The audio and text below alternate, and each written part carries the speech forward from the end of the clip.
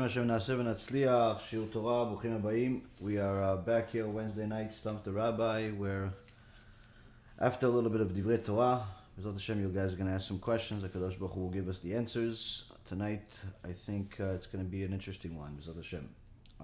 Tonight's shiur is going to be for a refuah shlema, for Rabbanit Levana bat Sarah, Rabbi Ephraim ben Shulamit, Rabbanit Sarah bat Anat, David ben Esriya, Doris bat Jora, Otero ben Avraham, Talia bat Sarah, Orit bat Ilana,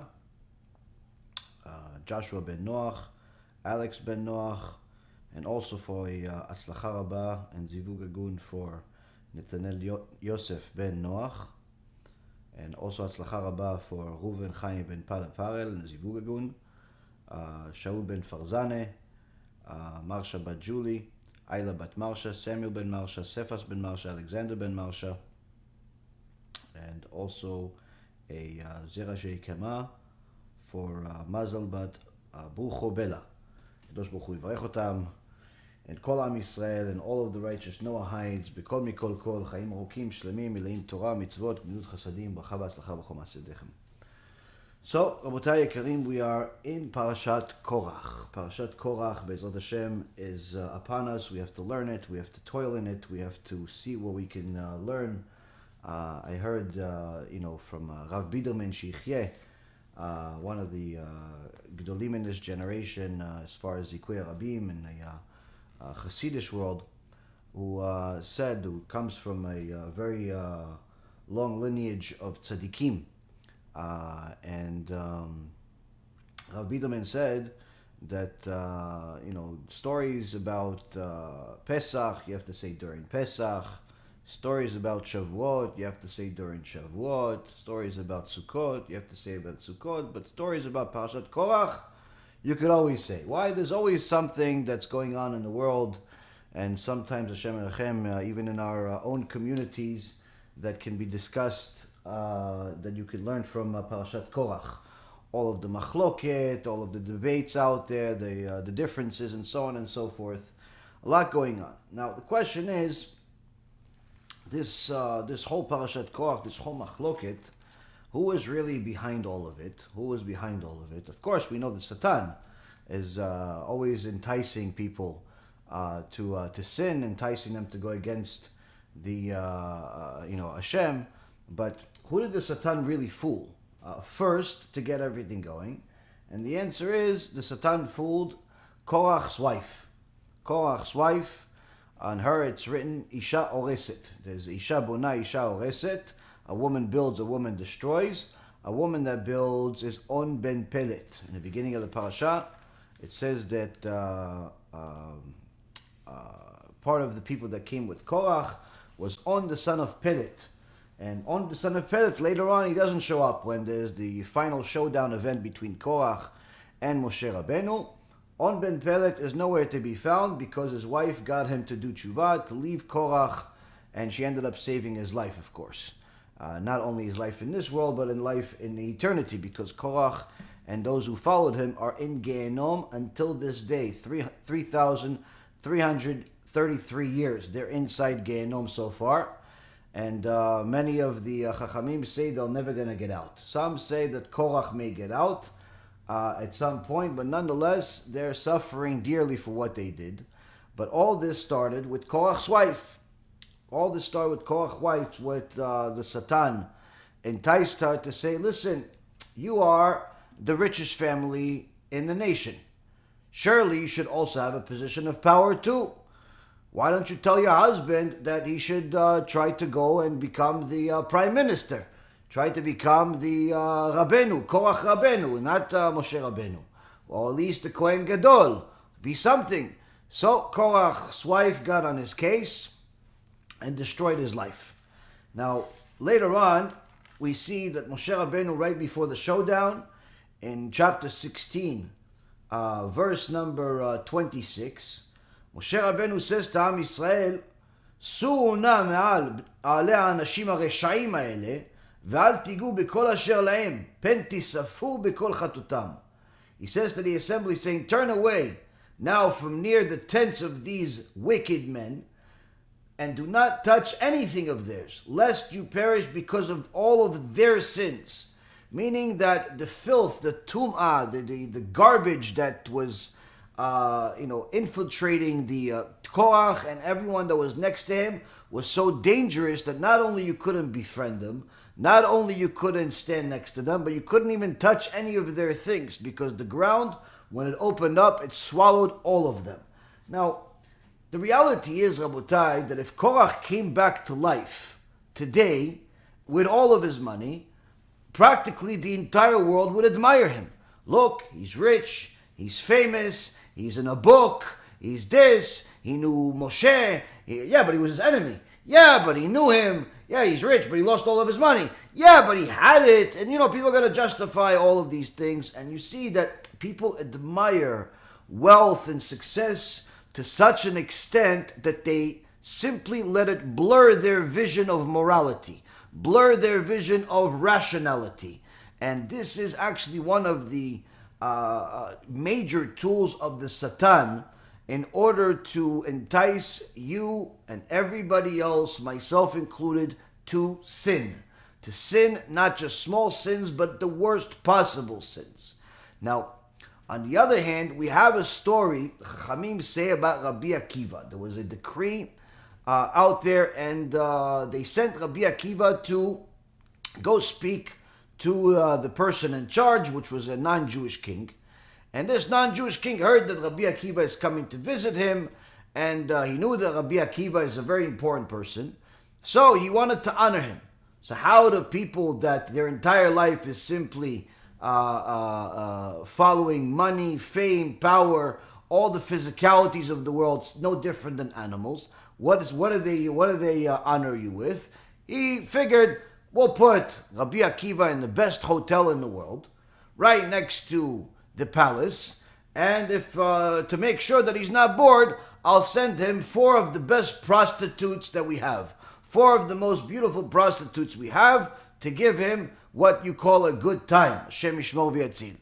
So he sends him these prostitutes, and the prostitutes come back to the king saying to him, Your Highness, please don't ever do this again to us. We were willing to do anything you want, but don't ever send us to such a place. He says, what did he do to you? He says, they said nothing. He didn't do nothing to us. Well, what do you mean? He says, the second that we came in there, this Rabbi Akiva, this guest of yours, this Jew, went to the corner of the room and could not stop vomiting the whole night. He couldn't stop vomiting.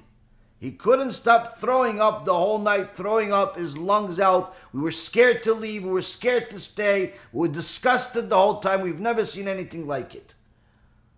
So the king is fascinated with what happened. So he invites Rabbi Akiva and he says to him, hey, please explain yourself. Were the harlots that I sent you ugly in your eyes? And Rabbi Akiva says, why would you send me such filth, the most vile thing in the world? Now, were the women ugly? According to anybody else that's in the world, absolutely not.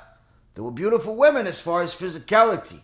But Rabbi Akiva saw the spiritual ramifications that have to do with being with these women, and what kind of horrible punishment a person would get by doing such a thing. Second of all, he saw the tum'ah that surrounded these women. How much filth they had on them from all of the sins they've made non-stop. And how vile this is in the eyes of HaKadosh Baruch Hu. And when a person connects themselves to HaKadosh Baruch Hu, v'nidvak tabam, that a person cleaves himself to Hashem, he starts feeling like Hashem, if you will, where he knows that Hashem is disgusted by immorality, by promiscuity, by immodesty and things of that nature. And therefore, he is disgusted by it, so much so that he says, that I should not see any type of nakedness among you, because I'll run away from you. I'll run away from nakedness. I'll run away from filth. It's disgusting to me, HaKadosh Baruch Hu says. Homosexuality is disgusting to me. Promiscuity is disgusting to me. All of these disgusting behaviors need to be disgusting to us. The question is how? How does one get themselves to be disgusted? Now, of course, we've discussed many times the different ramifications, the punishments that would happen to a person, whether male or female, that is promiscuous, whether Jew or non-Jew, that is promiscuous, that is wasting seed, that is doing things that are forbidden in the Torah, that HaKadosh Baruch Hu finds disgusting. There's no question about it that we've gone into the details of all of it. But today we're going to try to do something else. We're going to try to understand how do you get to a point of being at least somewhat close to the feeling of Rabbi Akiva of being disgusted by the sin, disgusted by this immorality that everyone spends their days and nights following it, worshiping it, chasing it, looking at it. How does one go from being like the rest of mankind that admires wealth, that admires fame and fortune, that is looking to have physical pleasure at any opportunity that they have, that's the vast majority of the world, to a point where you can be like Rabbi Akiva and the rest of the tzaddikim that not only are not looking for those things, but rather they run away from them and they feel disgusted by them. One of the greatest things that you would learn from Arav Nisim Yagen, Alav Shalom, if you have the opportunity to ever listen to his lectures, he has his lectures in Hebrew for those that are Hebrew speakers. I recommend every lecture that he's ever made for you to listen to it at least 10 times just to make sure you understand it. But if you don't have the opportunity to listen to his lectures, his family, big tzaddikim, gave a big schut to the world and published a whole set of about 10 books or so of his lectures in written format, which is hard to find on the internet and in stores. So that's one of the things we actually have on our website, a set of books of Arav Nisim Yagen's lectures, and it was extremely well written, and it's one of those things that it's you could read it 1,000 times and still learn more. But one of the things that's always memorable to me about his lectures, about everything that he said, is that although he would tell you from time to time about the punishment, about Gehenom, about Kafakela, about all types of things, but one of the things that was most consistent in every one of his lectures is that he gave you the feeling of disgust from the sin. When he talked about immodesty, and he would tell you, this woman walking around with no arms, no legs, ugh, disgusting. And he would make these expressions and just the way about him, literally, even if you weren't disgusted, now you became disgusted. Now you became disgusted from this woman that's wearing a wig longer than the exile, or walking around with no sleeves, or walking around with all types of immodest clothes. You were disgusted by her at that moment, and in hopes that you're going to stay that way after that moment. But nonetheless, everyone in the room agreed that is disgusting. Just like Rabbi Akiva. How does one get themselves to a point where they're not only not going to the filthy websites and filthy movies and filthy TV channels and filthy news and filthy commercials. It's not only not going there, but when those things come to them, because the Satan doesn't take a break just because you want to be holy, the Satan brings those things to you on a billboard, on some ad, or some other way that you're walking in the street, and he brings you this filth, this gross, disgusting thing, and he brings it to you. Not only do you not want it, you find it disgusting. You find it disgusting that this woman is immodest. You don't find it attractive. You find it disgusting. How can one go from this point all the way to that? Now, of course, it all requires an extraordinary amount of Torah learning and Musar. There's no question about it. And there's a lot of teachings that we have over the years to teach a person in order to soften their neshama and get themselves to that clarity. But there are also a few things that any person can do, whether Jew or Gentile. if they really want to delve into the depths of everything, they'll arrive at this conclusion very quickly. And the key is to stay that way. Now, what does everybody admire? What is everybody looking up to? What does everybody want? As we said before, they want money, they want power, they want a physical pleasure. Usually all of those things come together. They come as a package. Being on Wall Street for almost 20 years and being involved with many, many millionaires, a few billionaires, having quite a bit of money, myself, having the ability to do things that other people can't do because of the lack of resources. I saw a lot of things. Baruch Hashem, I never got myself into this filth of the world, but nonetheless, I saw it day and night. And the reality is that you see how people chase this stuff and they live for it, and that's all they want. And you see it everywhere.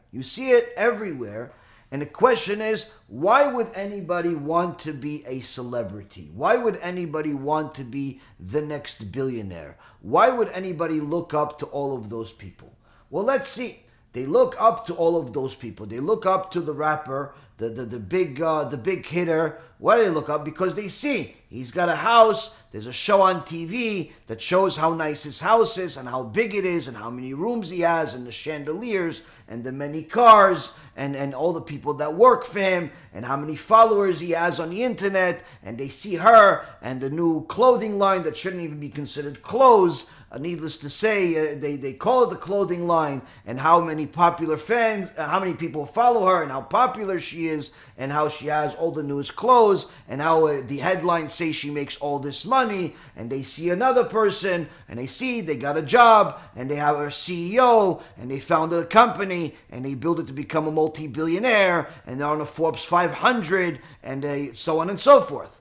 So the Satan, first and foremost, uses one of HaKadosh Baruch Hu's tools that works best. What does he do? He plants a seed. HaKadosh Baruch Hu says, it says in HaKadosh Baruch Hu, Zore'a tzedakot. HaKadosh Baruch Hu plants the seed of the tzedakah.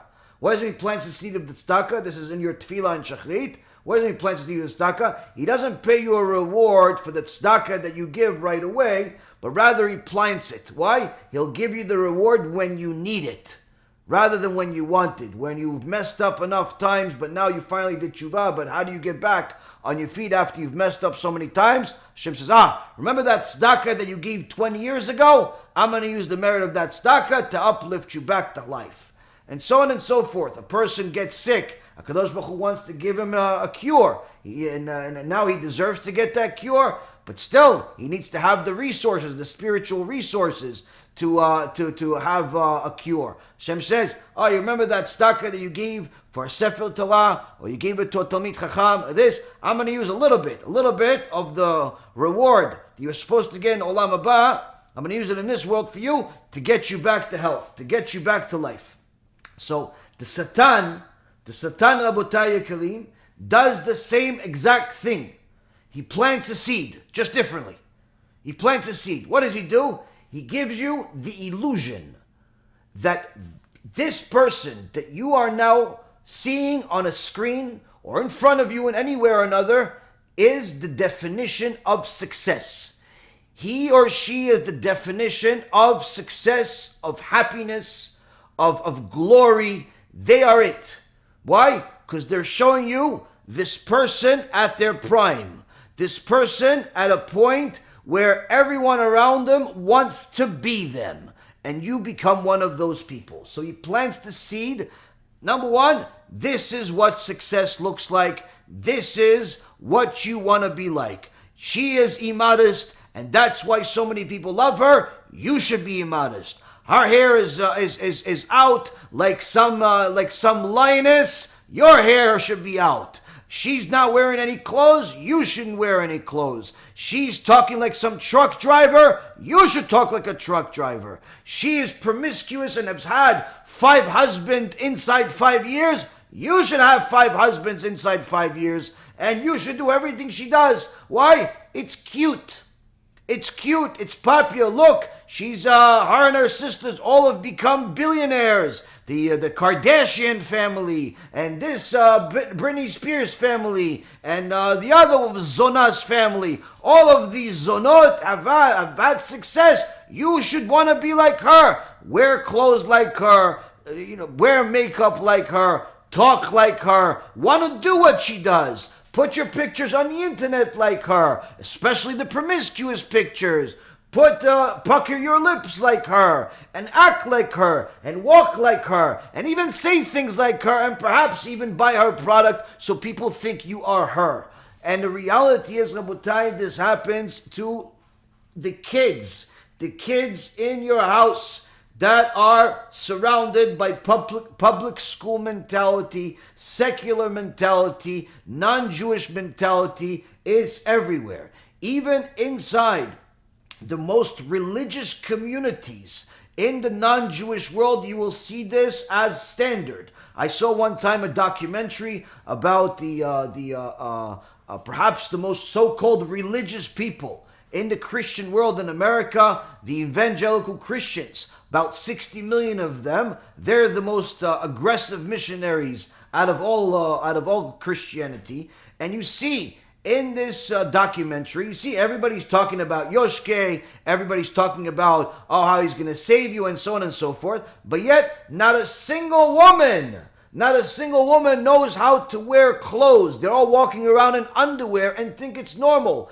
The little girls walk around half naked and it's normal. And no one thinks of any of it being such a big deal. And no one is surprised that in reality, all of those kids that walk around with the little Bible, all of those kids that are in a secluded community in order to not be tainted by the secular world, all of them are making the very same exact sins of immorality as everybody else out there. They're just doing it among each other.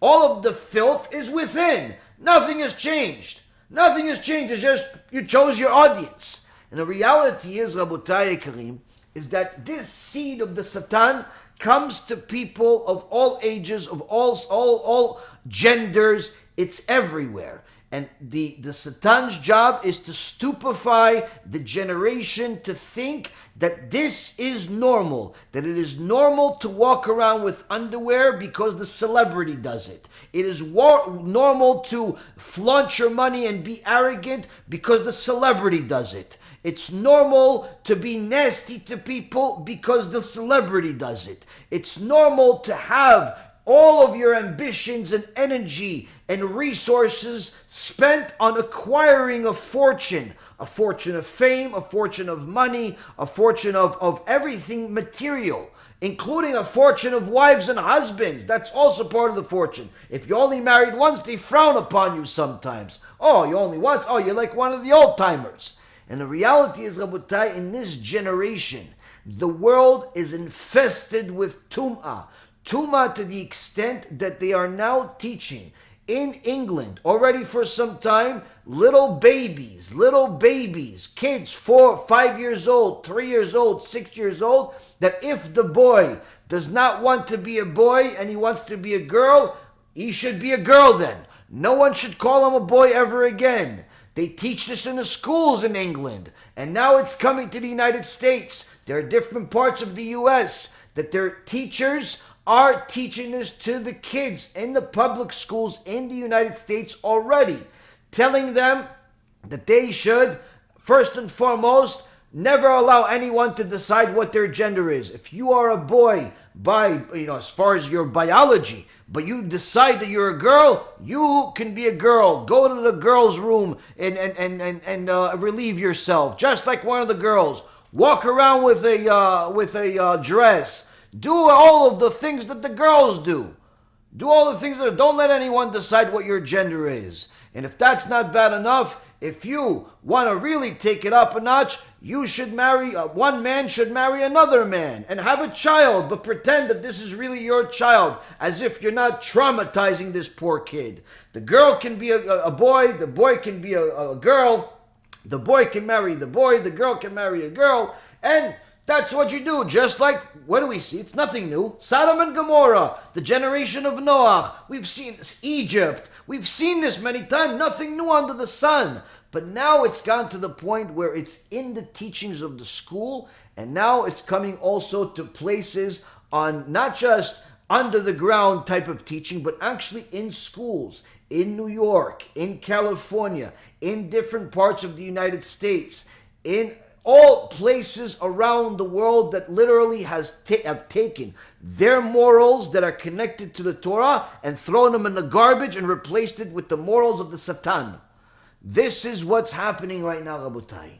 And now everyone thinks it's absolutely normal. Why would anyone think it's normal? Because the Satan has planted seeds where he's made some of these people that are crazy, that say that they're a woman even if they're a man, say that they're a man even if they're a woman, made them popular, made them heads of office in the government, made them celebrities on TV, on the internet, gave them all types of fame and fortune. So now there's no more terms like they used to have when I was a kid, that anyone that was like that, they would simply hide it. They would hide themselves. They would hide their desires. They called it being in the closet. No such thing as being in the closet. Now it's something you should be proud of, to the point where you should flaunt your sexual desires that are filthy and against human nature. Now you should do it. Why? Because the celebrity did it. Because the government member did it. Because the teacher did it. All of these so-called leaders are doing it. You should too. Look,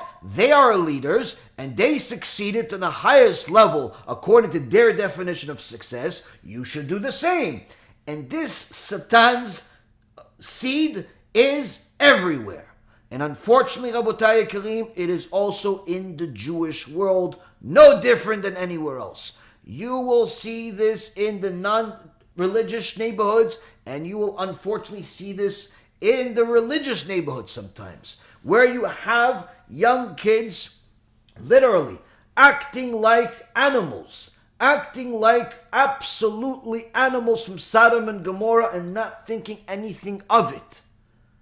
How could it be? It all starts with that seed. It all starts with that seed. Now, how do we get rid of the seed that has literally grown up to be the most rotten fruits in the history of man? How do we get rid of this gross fruits? Gross, disgusting, vile fruits. How do we get rid of it? How do we go from a point of admiring celebrities and material success and promiscuity and immodesty and immorality and arrogance? How do we go from being what's called normal, by admiring all those things, to being like the holy people of the previous generation that were disgusted by it, or at the very least the respectable human beings that may have not been the most holy but still respectable enough where they kept their filth hidden from society? How do we get to that point? Well, first off, Rabotai Karim, we have to identify the problem, which we just did. Second, we have to start delving into the situation just like you would into a sugya in the Gemara. What are we getting our heads all wrapped up about? Why? Who are these people that we are admiring? Let's see what really happens to these people. Who are these people that everyone admires? Who are these people? One of the most famous celebrities in the last 30 plus years is a cursed person by name of Michael Jackson.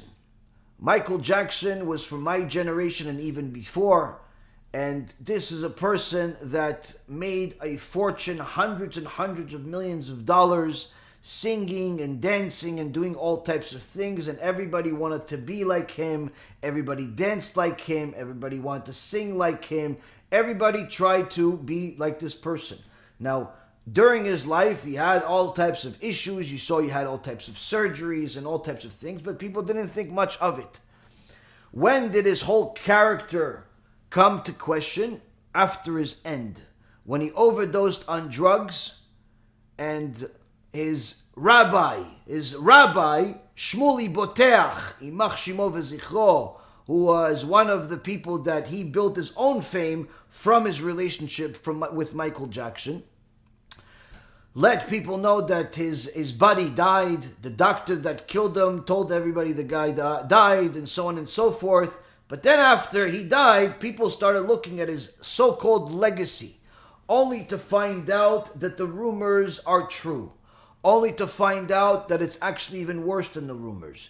That this disgusting human being that looked like the epitome of success, of money and reputation and love by everyone and love by kids was a pedophile. A filthy, disgusting human being that took advantage of young boys, took advantage of little innocent children, took advantage of them in a sexual way, raped them in the most horrific way, did things that literally damaged these people for the rest of their lives. But everyone was so scared to ever say a thing because the illusion was so strong. Who would want to be such a person? Who would want to be a Michael Jackson, Imach Shemo v'zichro? Who would want to be a person that looks like the pillar of success to society, but yet is raping young children on a regular basis in order to relieve his animalistic behavior, even worse than animals, because most animals are not homosexuals. Who would want to do that? And even yet, even the ones that are homosexuals, you're never going to see a lion rape a cub. You're never going to see that. Even if you see a lion aggressive with a lioness, it's going to be someone his own size. But no, this reviled human being, who is an excuse of a human being that's admired and was paid hundreds of millions of dollars and got the admiration of tens of millions of people, that's what he did on a regular basis. That's the definition of success, Rabotai. That person, that's success to people. That's the reality of those people. Let's see, let's go further. You have another childhood star by the name of Macaulay Culkin, was famous for a movie called Home Alone. Young, cute-looking kid, looked like he hit success, made several movies that made a lot of people laugh, entertained a lot of people, and looked like this one was going to be a big success. What happened with this person that made tens of millions of dollars and had worldwide fame? Drug overdose, drug addiction, all type of psychological problems, all types of sexual problems, addictions, filthy, disgusting life, an excuse for a human being. Everyone admired what he was on a screen, but no one in the world ever admired what he was in real life. He's one of the people that people like literally shiver when they hear what happened to him.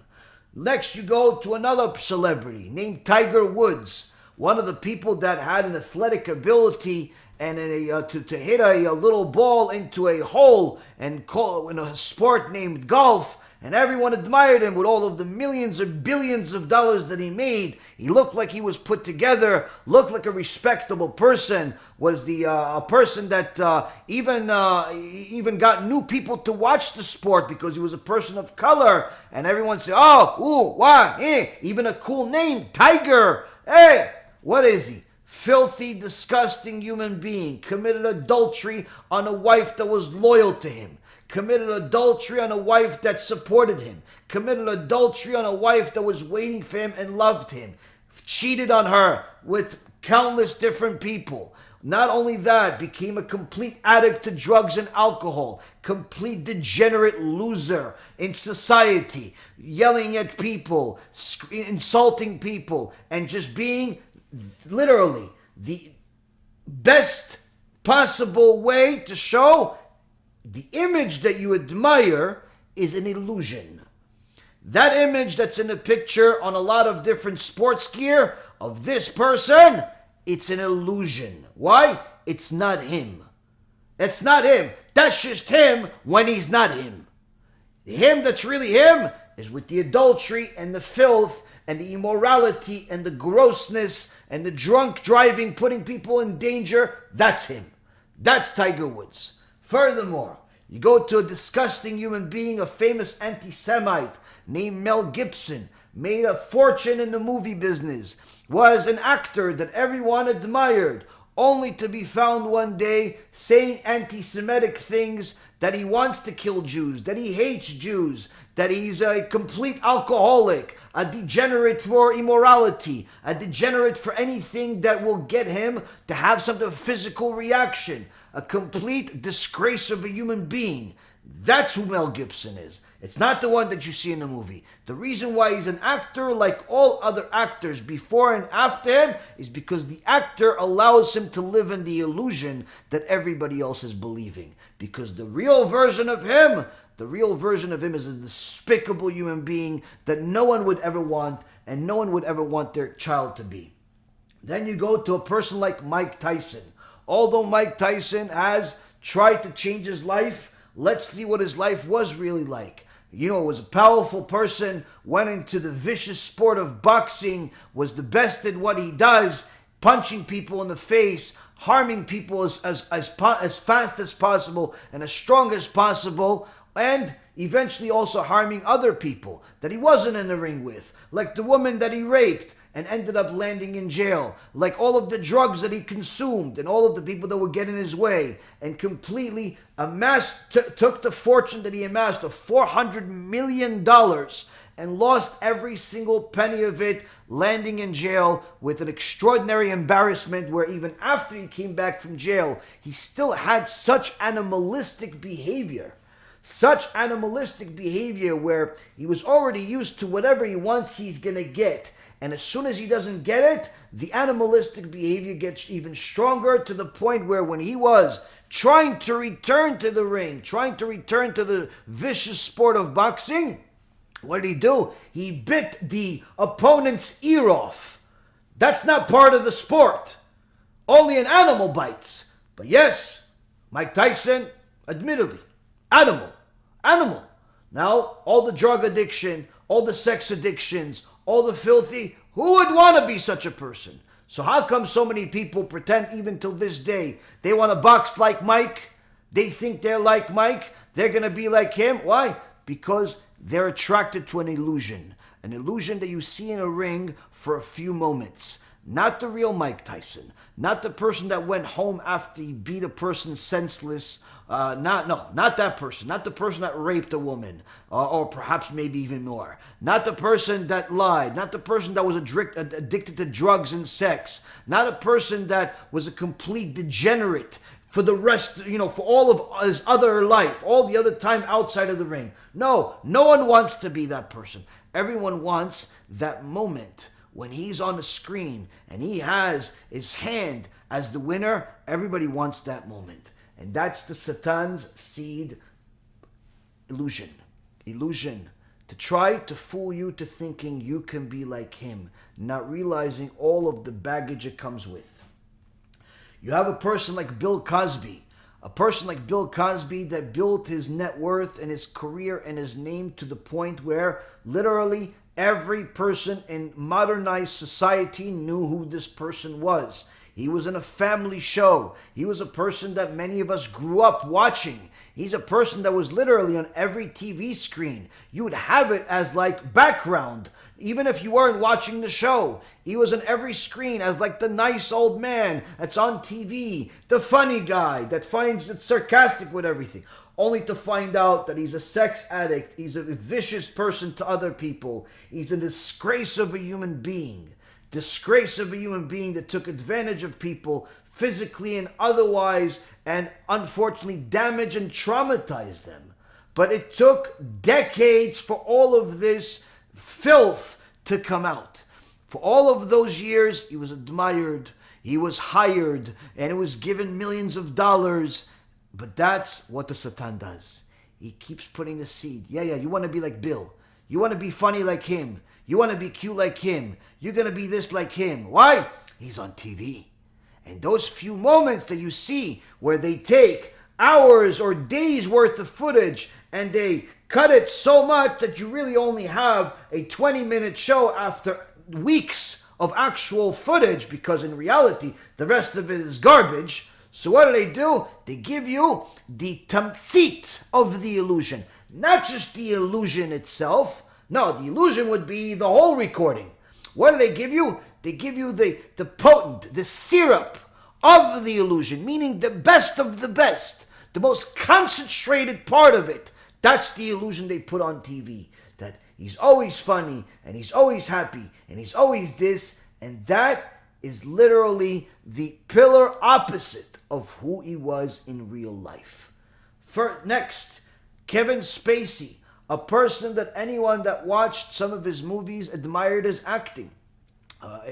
Movies like, I think it's Unusual Suspect, which I have been myself, have taken one of the quotes that he said as one of the things that I always had in my head, which is the best thing that the devil has ever done was convince the world that he doesn't exist. Now, this is a fantastic genius quote, and it's true, it's in the Torah itself. But nonetheless, Rabotai Karim, this acting in that movie and countless other movies that earned this person tens of millions of dollars, if not hundreds of millions of dollars, came at the price of destroying people's lives, pedophilia, and all types of immoral behavior, sex addiction, drug addiction, and everything else, just like everybody else that we talked about.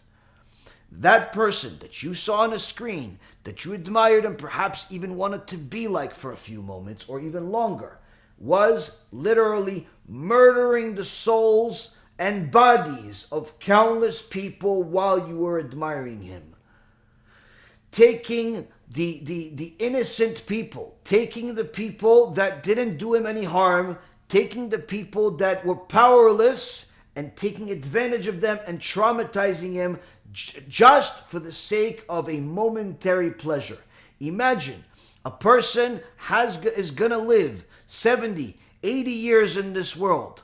And the reality is that this 70 years is going to be traumatized. It's going to be ruined. It's going to be a constant life of fear that the trauma will repeat itself only because that filthy excuse of a human being, Kevin Spacey, wanted a pleasure of 30 or 40 seconds.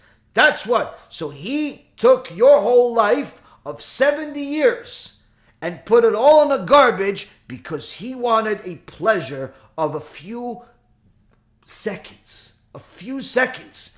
That's what he thought your life is worth. Your life is worth to be ruined for him to have moments of pleasure. This is the person that people admired. He's no worse. He's no worse than Harvey Weinstein, another disgrace of a human being, another Chilul Hashem that took advantage of people in a sexual way, in a financial way, in every way that he possibly could, destroying people's lives. And the list can go on forever when it comes to that. And then you look at, okay, maybe not everybody's a pedophile. Maybe not everybody's a sex addict. The truth is that practically all of them are, in one way or another, just not necessarily always criminal. But you have people like Nicolas Cage that amassed a wealth of at least $150 million, getting paid $40 million per movie. $40 million per movie that could literally feed a civilization in Africa. This person got paid just to be in a film that's going to be on a screen for 90 minutes. $40 million. All of that money in the garbage. Declared bankruptcy. A person by the name of 50 Cent, very popular rapper that was very violent both in his words and in his life. Very arrogant. That was his whole show. I myself used to listen to his music and found it entertaining. But the reality is, when you look at his life from a Torah perspective, from a moral perspective, you see how immoral this person is, how vicious he is, how disgusting he is, to the extent where this person not only ended up amassing a great fortune, but also not losing a great fortune, but also, despite having it or not having it, he's still a deadbeat that he always was, not paying child support for the kids that he had, with the many countless women that he was with because of his immoral behavior. Because to him, to be immoral, that should be admired. To be with many women, that is something that is to be aspired to be. That's what a lot of guys want to do. They want to be with many women. They want to be like a 50 Cent or a celebrity that can get any girl that he wants. But the truth is, do you want your daughter to be one of those girls? Do you want your daughter to just be that tool that he uses? Do you want your daughter to be one of those girls? So how come you feel okay for being one of those guys? Because you know that HaKadosh Baruch Hu punishes measure for measure. And if you're going to be one of those guys, HaKadosh Baruch Hu is going to give you one of those girls. He's going to make one of those girls your daughter one day, Hashem Yishmor V'Yatzil. And you see this person that was a deadbeat like many of the others that we're going to talk about. Another person that called himself, showed his addiction to physicality so much that he literally nicknamed himself Money. Money Mayweather, the famed boxer who made a fortune, tens and tens of millions of dollars boxing and being a celebrity and being someone that was a good athlete and so on. But in reality, Rabotai Karim, HaKadosh Baruch Hu says, Meshalem el sonav el panav la'avido. He pays his haters cash to their face in order to destroy them. And that's exactly what happens with every one of these celebrities, every one of these people that are in power and misuse it. You see, this Money Mayweather all had to come out of retirement and go box a YouTuber, a guy that never boxed a day in his life. He had to go box him just so he could live his life, because he literally lost his money to the point where he had to come out of retirement to pay his debt after making literally tens and tens of millions of dollars per fight. Per fight. All of the money apparently went down the drain, just like anything else that's going to be the rest of his life. And what happened? Now he's fighting YouTubers. Complete embarrassment to the sport, but nonetheless a very good moneymaker. Very good moneymaker. But really, this is what people admire. This is what people look up to go make $400-500 million just to continue working for the rest of your life, because you pretty much spent it faster than you made it. That's what you want. That's what you admire. To be a person that does not have a normal life, doesn't have a normal wife, doesn't have normal kids, doesn't have normal relationships, is constantly under a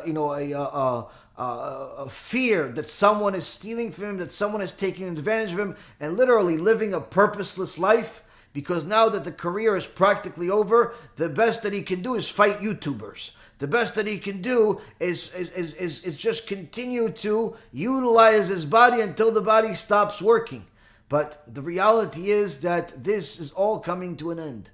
It's come to an end, but he's trying to, try to get the last drops of water out too.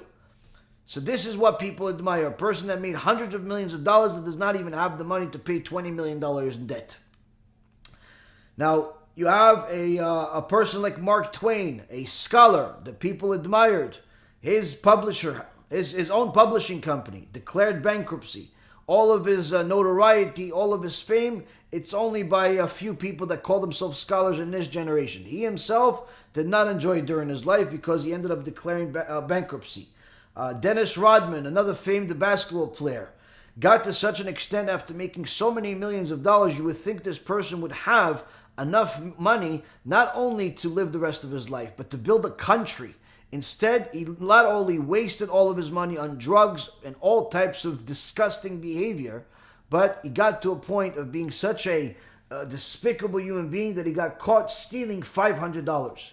A person that literally used to make $500 a second, $500, not $500 an hour, $500 a second, ended up getting caught stealing $500. These are the people that people admire. And you think it's just the most recent people? No, this has always been the case. It's always been the case. You have celebrities like Wayne Newton, Meatloaf, Willie Nelson, all of these famed celebrities, Gary Coleman, a famed actor, all of these people that literally made hundreds of millions of dollars. Their homes are known, their names are known in practically every home of the people that lived during their high time. Everybody knows who they are. The reality is, they wish they didn't. They themselves wish nobody knew who they were. They themselves wish that they could just go to the deli, buy their little sandwich, and go back to their little shack, hole in the wall somewhere in society, and no one would remind them of their glory days that they could never ever get back to. Because these are people that are has-beens, and one of the most horrendous sufferings that a person can have is to be a has-been, to be a person that is everybody reminding him of his past the rest of his life, even though he's not an inkling like it. He's nothing like it. Now, a lot of people like to admire some of the very wealthy people on Wall Street. I was among some of these people. I met some of these people, meaning that I saw some of these people in lectures, talked to them at times, and so on. And people like to admire some of these people. Some of the most famous you look at. Warren Buffett, he's been practically the Wall Street grandfather for probably the last 50, 60 years. It seems like he's been 100 years old for 50 years already, making billions of dollars, extremely successful, and you would see, oh, this person seems like a nice guy, he seems moral. But if you actually look at his actual real life, there's nothing to admire. With all of the money that he has, with the hundreds of billions that he still lives in the same house that he bought 50 years ago. Like he's not even enjoying the money like a normal human being. He still eats a hamburger and Coca-Cola for $2 from McDonald's every single day. He's not even having the food of the rich and famous. He's not even enjoying the physicality of the world. It's simply a sport of making money. Now you would think, oh, maybe at least his kids are going to benefit from that money. No, he already declared that those very same kids that he has and barely has a relationship with them, barely has the relationship that he has with some of his employees is much more developed and much more secure than the relationship that he has with his children, because they know him pretty much like everybody else knows him on TV. The illusion. And his kids know that they're not going to get anything of substance after he dies, because the majority of his money is going to continue all of these endeavors that fuel corporate America and so on. Meaning that even the kids that thought, oh, maybe, you know what, at least he's going to give me the chunk of it. He worked for $100 billion. Give the kids $1 billion each, $5 billion each, $10 billion each to do different things. No, that's not going to happen. Now, oh, you would think, oh, this grandpa type of person, he probably has a good marriage. Absolutely not. His wife couldn't deal with him and left him.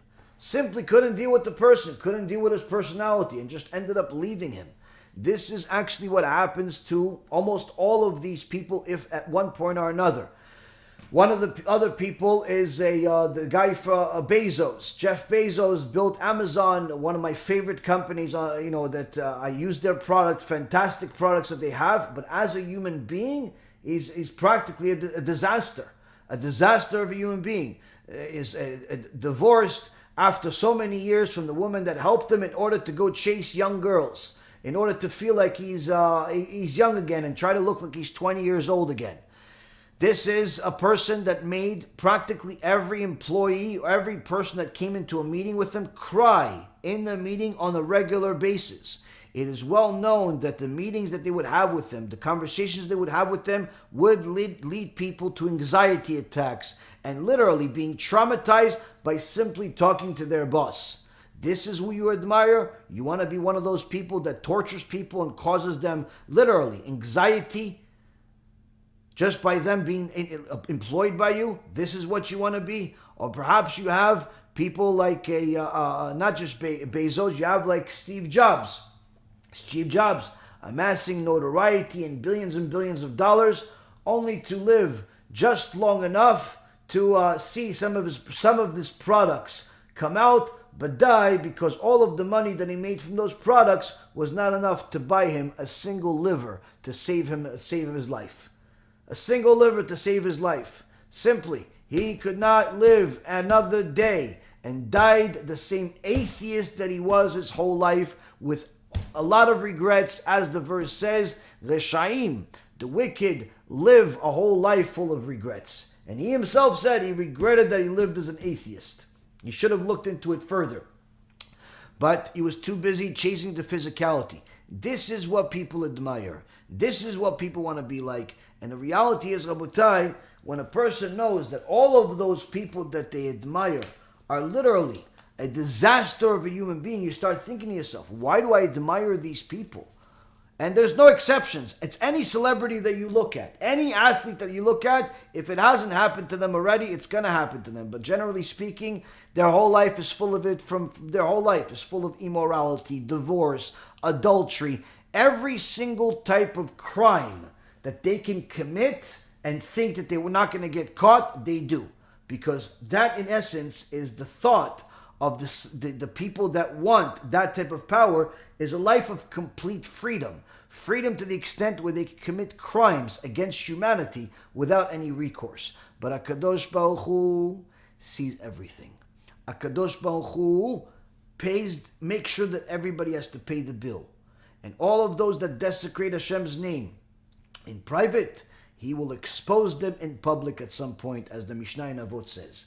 Now, on the other hand, you say, okay, fine, maybe being a celebrity is not good, but at the same token, you can't deny the fact that there is physical pleasure. There is physical pleasure from having certain things. There is physical pleasure from being certain ways, and so on and so forth. Now, for all of these young girls that are out there, or even older women that are out there that want to be or act like they are already one of these celebrities, one of these people that is constantly looking for attention, listen very closely. Listen very closely, because I'm about to talk to you. But I'm going to talk to you by talking to the men right now. Now, the guys that are out there, what do they want? They want the money. Why do they want the money? Because they want the power. Why do they want the power? Because they think that if they have the money, they'll have the power, and therefore the power will give them the girl. Which girl? Any girl. Simple. Any girl. What about getting married? Oh yeah, we'll get married too. But also maybe the secretary, maybe the this, maybe the that, all that stuff. Okay. How could Rabbi Akiva get to such a point that he's so disgusted by that behavior that he threw up? Yet you want to be one of those people that is as promiscuous as can be. How could it be? How could there be such a difference between two people?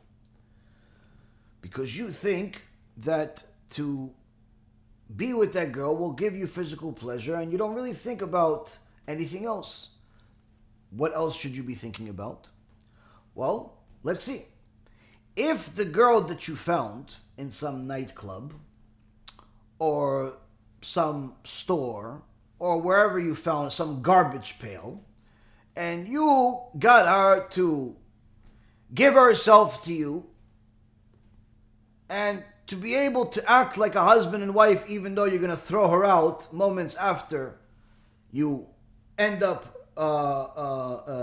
your pleasure, or perhaps you're going to pretend like you're going to be with her by dating her for a few months, or perhaps you're going to, pretend like you're dating her while dating for several other women, thinking you're the only smart one. The truth is, though, if she gave you pleasure, that means that she's just like you. That means that just like you're looking for physical pleasure, so is she. And just like you don't want to be with her all the time, she doesn't want to be with you all the time. But guess what? It's much easier for her to find a partner than it is for you typically. And guess what? When she comes to you and you think, I'm Mr. Macho, all you're really doing is cleaning up the filth that another man left moments before you. That's the reality. That is the reality. You are simply cleaning the filth of 1, 2, or however many dozen of people she has enjoyed herself with also, because she's an animal just like you. That's what you're doing.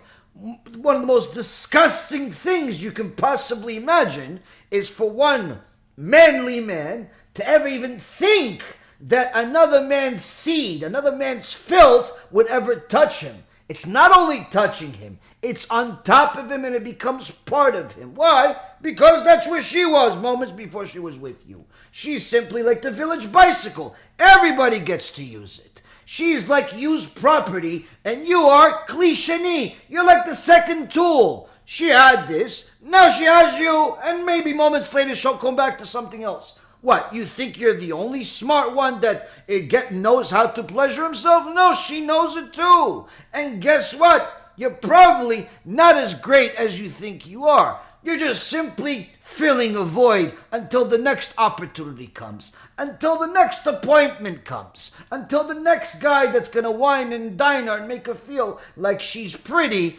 until he comes. And that's the reality in life for all of the young men that like to go out to clubs and find a girl, take her home and feel like, hey, high five, yeah, I got her. Yeah, she got you, buddy. She got you, and him, and you just won one of the appointments. She's simply a free prostitute. And you, my friend, are in a bed with 3 different people, not one.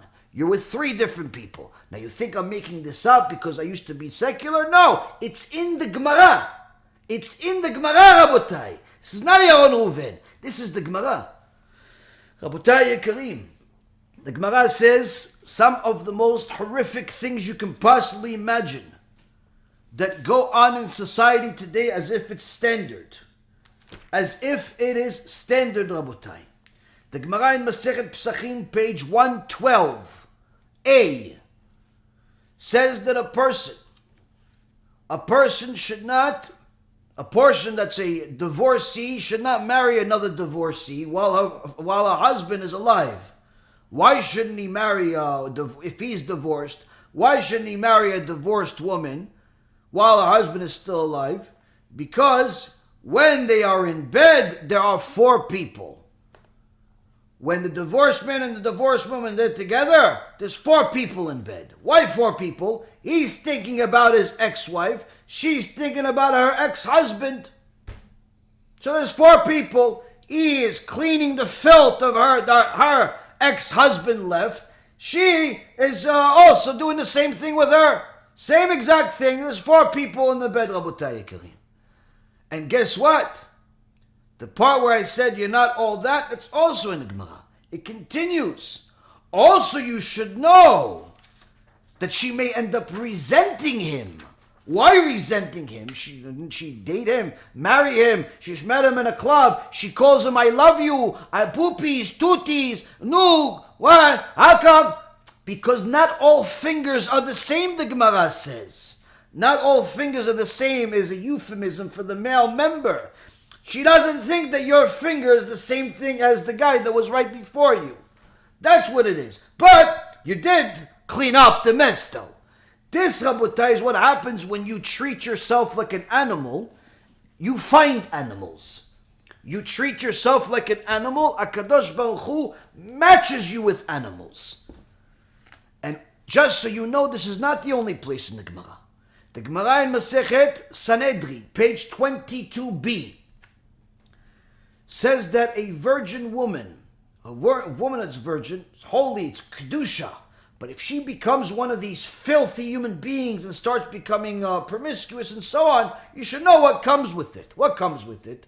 You are what? Guy number 6, 8, 15, 12. Oh, she liked you. She told you you're only guy number 2. Maybe 2 this week. But that's what she told you at the club or at the pub or at the whatever you met her, or at the Jewish gathering for shidduch. That's what she told you. You're only guy number 2. Okay, Habibi. Just so you know, forget about the fingers not being all the same. Forget about the fact that there was 4 people in bed, but there's also probably 5. Why? The original guy. Gemara says in Masechet Sanhedrin, page 22b, a woman never forgets the first man that she was ever with. Never forgets him. Not never forgets him like, oh, I miss him. Oh, no. The first time, that time, the first person, always on her mind.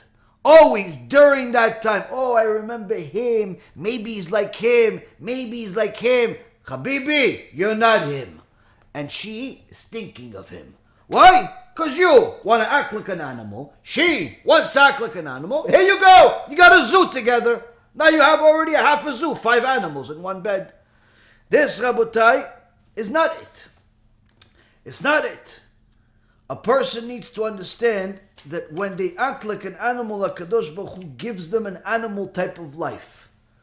An animal type of life that is literally a disaster. A disaster that produces disasters. What kind of disasters? Many people like to frown at the Kabbalah teachings where it says that when you do, when you make a sin and you die, part of the Tikkun of the sin is to be reincarnated, perhaps with some type of defect or so on. If you didn't watch your eyes, perhaps you'll come back to life blind, and so on. If you said Lashon Hara, you'll come back autistic. And people tried to make a whole big thing of it when Rav Mizrahi said it years ago, as if it's a new teachings, as if it's only in the Kabbalah. It's not only in the Kabbalah. It's in the Gemara. It's in the Gemara, Rabotai. It's in the Gemara, Ribono Shel Olam. It's in the Gemara. What does the Gemara say? What does the Gemara say? Gemara, Masechet Nedarim, page 20a. Says a few things. First and foremost, you should know, you like to talk to girls? V'al tarbe sicha im isha shesofach lavo lidei niuf. You like to talk to girls, you have a girlfriend and so on, for sure you're going to sin, for sure you're going to come to lewdness, for sure you're going to end up wasting seed, promiscuity, immorality. There's no such thing as platonic relationship in Judaism. Second, you don't think that's enough? Okay, fine. Anyone who looks at women, likes to look at girls on the internet, in real life, and so on, for sure will have kids that are not of good character. Your kids are going to call you by your first name. Your kids are going to yell at you. Your kids will disrespect you. Why? You don't watch your eyes. You have a spiritual defect. HaKadosh Baruch Hu pays for that with a defect in your kids. Now that's not enough, right? That's not enough. Gemara says that a person that wants to be a holy Jew has to become embarrassed of such things, embarrassed of them. But he's not. So comes Rabbi Yochanan ben Davai. Rabbi Yochanan ben Davai says, the ministering angels told me 4 things. There are lame people. Why are there lame people? Why are there lame people? People that born paraplegic because of the mipnei shofchim shulchanam, because people that overturn the table, the Gemara says, using euphemisms for all types of inappropriate behavior, immorality. Why are there mute people? Mipnei shemenashkim al oto makom, because they kiss that place. Why are there people that are both mute and deaf? Because they converse at the time of cohabitation. Why are there blind people? Because they gaze at that place. Meaning, Rabotai Yekarim, the Gemara says, we're not even talking about looking at pornography and wasting seed. Simply living a life addicted to physicality, addicted to that type of thing, produces all of the defects that you see in the world, all of the defects that you see in the world that are very difficult to deal with. Now, of course, sometimes those people that come to the world are special neshamot of tzaddikim, not reshaim. Doesn't make their parents' life any easier. But not all of them are tzaddikim. Not all of them are holy. Some of them are pure. Some of them, not necessarily. But needless to say, why do the parents get them? The parents get them because they were not holy. The parents get them because they were trying to be like the people they see in a pornography film.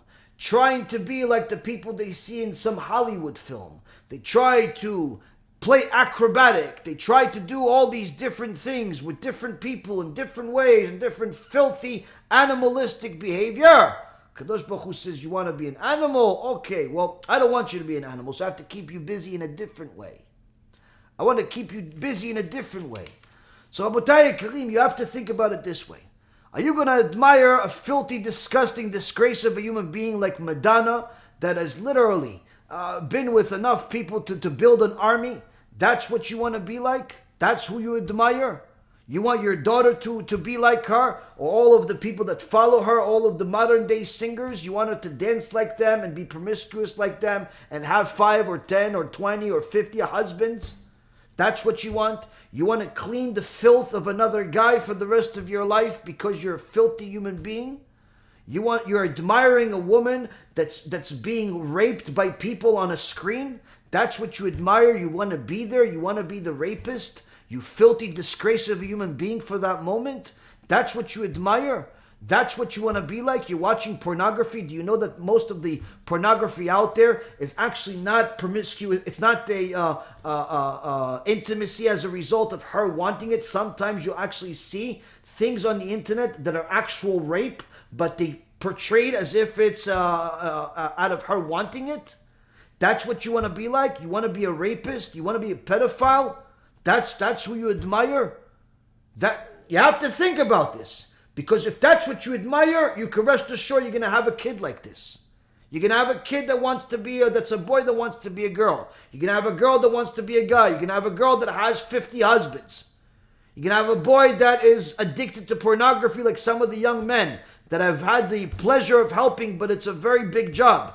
Very big job. It's a lot of work, but some of the men that I met, literally, when I met them, they were so addicted. They were so addicted to wasting seed and immorality that some of the physical ramifications of that addiction started happening in their life. Losing hair, becoming smelly, becoming disgusting and sweaty, literally looking like they have a disease. I've met these young men, and Baruch Hashem, most of them I've succeeded in helping to get them out of that tumah. You want to be one of those people? You are one of those people. You're admiring a woman. You're admiring a guy that's raping a woman. You're admiring a man that's full of filth. He's full of tum'ah. That's what you want to be like? Aren't you ashamed of yourself? You should be. And that, Rabotai, is what a person needs to know. That's what he needs to know about all of that disgusting world that he's admiring. If you're talking about money and power, it comes with a lot of baggage, because all of the people that are giving you, that desire to have this money and power, I just read you off a small microcosm of the list. A small microcosm of that list, but you'll find it in all of these celebrities. Endless amount of them are pedophiles. Hollywood has a pedophile ring, a well-known pedophile ring, which we even know somebody that, unfortunately, went into that young boy and never came out. Never came out. Was taken by these people, never came out. No one knows if he's dead, if he's alive, who knows. I even have a former classmate that was part of that filthy, disgusting world of politicians, and was one of the boyfriends of the politicians. Mysteriously drowned. Expert diver mysteriously drowns. It's like saying a fish drowned. Rabotai Karim, who are you admiring? Shlomo HaMelech says, Ish lefi ma'alalo, Ish lefi ma'alalo. A person is who he admires. You're admiring these filthy prostitutes. You're admiring these filthy, disgusting pedophiles. You're admiring these vicious, arrogant people that destroy lives. Or perhaps you're admiring that woman that has the filth of countless men inside her. Or perhaps you want to be the man that's one of those filthy people. Which one is it? The only way, Rabotai Karim, the only way to avoid all of the disgusting, vile things that I've said over the last hour and 10 minutes is by being what HaKadosh Baruch Hu said in Parashat Kedoshim. Kedoshim tiyu ki kadosh ani. You be holy because I am holy. How are we holy? The Gemara in Masechet Shabbat says, Am Yisrael Kedoshim em. Am Yisrael is holy. Why? Because even when it comes to their intimacy with their own wives, it's at night, it's in modesty, so the walls don't even see them. So no one even thinks about such a thing, of recording such things, of acting in such filthy, animalistic ways, because that's the ways of the animals. We are holy. We are tzaddikim. We are Kadosh Baruch Hu's people, and everybody can be like this. Everybody can be holy by stopping first being animalistic. That's the first step. It's the first step. How do you stop being animalistic? Know who the animal is and do everything the opposite. Do everything the opposite. This, Rabotai Karim, is a little bit food for thought, very different than a lot of the shulim that we've done, simply to show you what people literally lose their world in this world and the next world over. She is looking like a prostitute celebrity because she wants to be like one, even though she will never be like one. But she's losing this world, she's losing her marriage, she's losing the respect of her children, she's losing the blessing from Hashem, and she's losing Olam Haba. All because she wants to be like some prostitute that is here today, gone tomorrow. He the same thing. Thinks that he's going to enjoy this world, have a good time, go on vacation without his wife, maybe find a girlfriend for a day or two. He loses this world and he loses the next world. Why? Because he acted like an animal.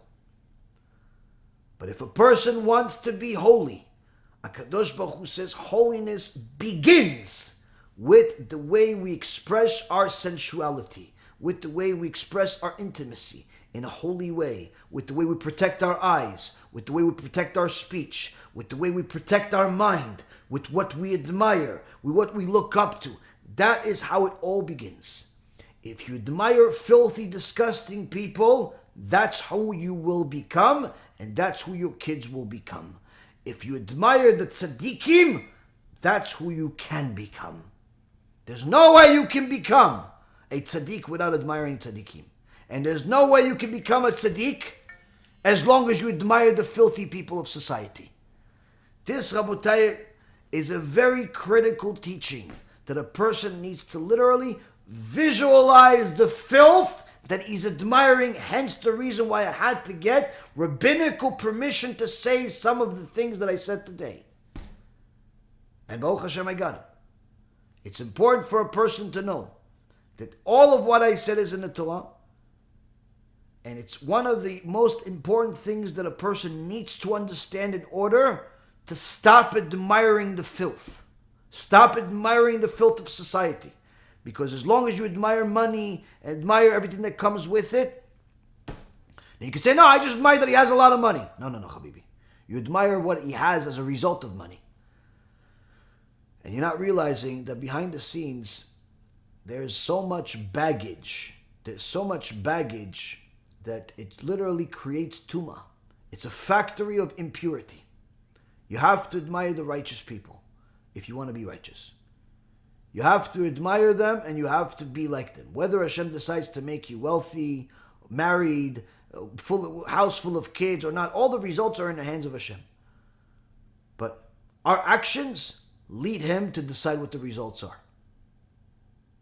This, Rabotai Karim, is a very critical, fundamental teachings that is necessary for each one of us to repeat once in a while when our mind is infected by some of this impurity of the world. Because it seems like this world is just getting more and more impure by the day.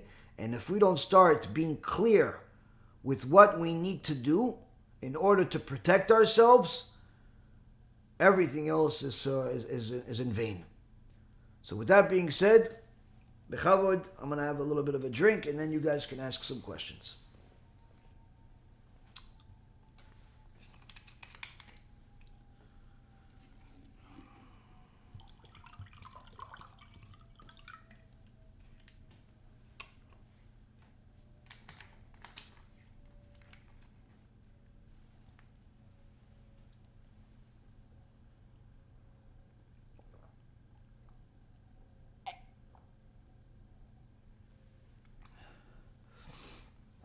Okay, Kiruv Netzach is asking, Shalom Kvod Cham, the Shiur is happening in a shul, and the participants get a mitzvah for being there because no audience means no shiur. Considering that we watch your lectures from a camera, do the ones watching get the same mitzvah or it doesn't apply? yes, you do get a mitzvah for being part of the shiur, because when people see that there is, let's say, 10 people watching versus 50 people watching, they're less inclined to be another one. If they see 50 people watching, so it's more popular, they want to watch. So sure, you are, just by you being there, it's helping encourage other people potentially to join the shiur as well. Second of all, it always gives chizuk to the speaker, to see that more people are watching. No one wants to really speak to themselves, even though I did it at one point in my rabbinical life, when I used to do a shiur in Boca Raton, and I had a group of guys that were very, very undependable. And at that time, I really cared about getting people to come and so on. I used to call them before the shiur to make sure they come. The shiur was once a week, every Tuesday at 9 o'clock. And at one point I changed it to 8 o'clock because people said it's too late, that's why they're not coming. And, I changed it back and forth a bunch of times. I never changed the people. They were simply undependable. And one time, I waited, the guy was 9 o'clock and nobody showed up. And usually they were always late, 15 minutes, 20 minutes. But this time I waited for 40 minutes. I saw that nobody's showing up. I said, okay, listen, the shiur is a shiur. I got to do a shiur. So I just started talking to the camera. And I started a shiur, and one of the guys ended up coming an hour and a half after the shiur was supposed to start, which was about almost an hour after I started speaking already, meaning I was already in the heat of it. As you probably have seen if you've watched many of my lectures, as the lectures go on, I get into sometimes more and more fire. And he comes into the house. The lectures used to be in my house. And he comes into the house, and he sees me on fire, and he looks around to see who I'm talking to. And he doesn't see anybody. And he's not really sure. He stands for a little while, and I'm talking, and I care less that he's there. I'm talking, and I'm going, and he's just there, and eventually he sits down, and shortly later, it was already almost at the end of the shiur, and I finished the shiur, and the first thing he says to me after she goes, you were talking to yourself the whole time? I said, absolutely not. He says, what do you mean? I said, Hashem showed up to the shiur. Wait, think I do a shiur with myself? Hashem showed up to the shiur. If there's a shiur Torah, Kadosh Baruch Hu is there. This Mishnah says so. So, there are times that you'll have to speak to yourself, and I still do shiurim videos by myself from time to time for each week. I do my Hebrew lecture without a live audience. It definitely encourages the person that's speaking to have an audience, and also depends on the level of the speaker. Some speakers really need an audience, some speakers not necessarily, but nonetheless, it is encouraging at times. But last but not least is that there is a siyata dishmaya, a special divine assistance that the speaker gets, that is due to the merit of the audience. Meaning that HaKadosh Baruch Hu sees that a person is trying to teach Torah, and full heart, and he's putting everything into it. And he also sees that people are coming to learn Torah. So he will put things in the mouth of the speaker that are relevant to those specific people that are watching it.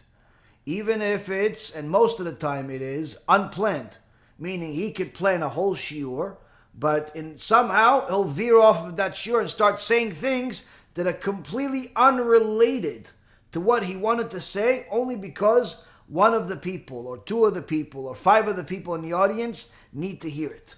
So surely the person that's watching it is getting a merit for that. Whether it's as much of a merit as actually attending a physical lecture or not, I don't believe it's the same merit, because there's a Gemara in Masechet Brachot says that there's something called schar alicha, which is the reward that you would get for the effort of attending a lecture. And surely it's not much effort to press a button just to watch a lecture. It's not as much effort as it is to go in a car and drive a half hour or an hour to go attend a lecture. So Hashem doesn't pay that part of the merit, but there are merits that a person does get for watching a shiur. Sure. Next, Jack is asking, is the mitzvah of SHILUACH HAKEN there to teach you compassion? That if you're hungry, you should send away the mother bird to take her young, not to actively to seek to terrorize birds to get a mitzvah of a long life. In fact, the Gemara says the opposite. Anyone that says that the mitzvah of SHILUACH HAKEN, which is when you see a nest that's not owned by you, meaning it can't be like in your house. If it's your house, you own the bird. But if it's, let's say you see on some tree that's on public property, and you see that there is a nest with a bird there, and there's eggs, and you shoo the bird away and you take the eggs, the Gemara says, don't think that that's to teach you compassion. It's not to teach you compassion. It's not to teach you compassion. It's simply a mitzvah because HaKadosh Baruch Hu said so. That's the reason. Meaning that the real reasons are beyond human comprehension. But it's not to teach you compassion. That's one thing that the Gemara does say about it. As far as terrorizing birds, it's only terrorizing birds if we were created for the birds rather than the birds created for us. You have to understand that all of the animals in the world, whether it's dogs, cats, birds, and so on, all of these things were created for human beings. And that doesn't mean that we can just kill birds for fun. That's not allowed. Jews are not allowed to go hunting for fun. But if we can utilize a bird or a cow or anything else in the world for the sake of a mitzvah, we are giving that bird or that animal a purpose for its life. Meaning that bird is grateful, or that animal is grateful that you're slaughtering her and making her into a steak that's kosher. Is grateful. Why? Because without it, there's simply no purpose whatsoever for that animal to exist. So by actually using that animal for a mitzvah, that's gives that animal a purpose in the world. So to think that we're terrorizing the birds is no different than thinking that we're terrorizing the cows that we're eating in on every Shabbat. Like we're terrorizing all the chickens that we eat a few times a week. Like we're terrorizing the other animals every single day by wearing shoes, every single day by using a toothbrush, every single day by using all types of chemicals and so on. All of these animals, if we were created for them rather than they created for us, then technically we shouldn't even get close to any animal and thereby not be able to benefit out of all the products that are made from animals. But all of these animals were created for the purpose of serving men. Now we're not allowed to intentionally torture them for no actual purpose, but if the purpose is to do a mitzvah, that's the best thing you could possibly do for that animal. That's the best thing you could do for them.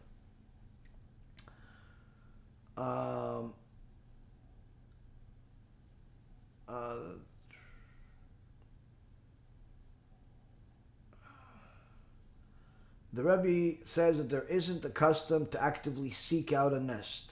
It's no custom to seek it out, but if you see it, if it's in your way, then that's when you fulfill that mitzvah.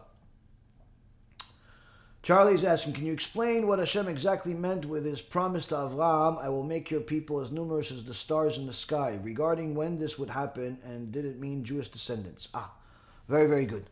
Kadosh Baruch Hu says to Avraham Avinu that there's a couple of times that his descendants are going to be like the heaven, like the stars in the sky, or the grains of sand in the on the ground. So how Chachamim ask, how could they be like the stars of the sky and the grains of the sand? If you're talking about numerous, the quantity, there are two kashyas. There's two problems with it. Number one, why don't you just use one example? Why do you need the sand if you already have the stars? Why do you need the stars if you have the sand? So obviously, that's one issue. Why do you need two examples? Number two, there isn't anywhere near as many Jews in the world as there is non-Jews. And there's actually a verse in the Torah where HaKadosh Baruch Hu says, I did not choose you because you are numerous. I didn't choose you because you're numerous. We're not the greatest in number. Although we used to have many more Jews in the world than we have today, nonetheless, that we were never the greatest amount of people in the world. And that's not the reason why we're the chosen. So it shows us that the analogy that Hashem uses with the prophecy that he tells Avraham is not referring to a quantity as far as number, but something else. What is that something else? The Chachamim teach us that HaKadosh Baruch Hu is telling Avraham, your descendants are going to have special spiritual tools, a special neshama that's not like anybody else out there. That neshama is going to give them certain abilities that are not possible by others. It's not a mistake or a coincidence that there is more intellects in society coming from the Jewish world throughout history than any other nation.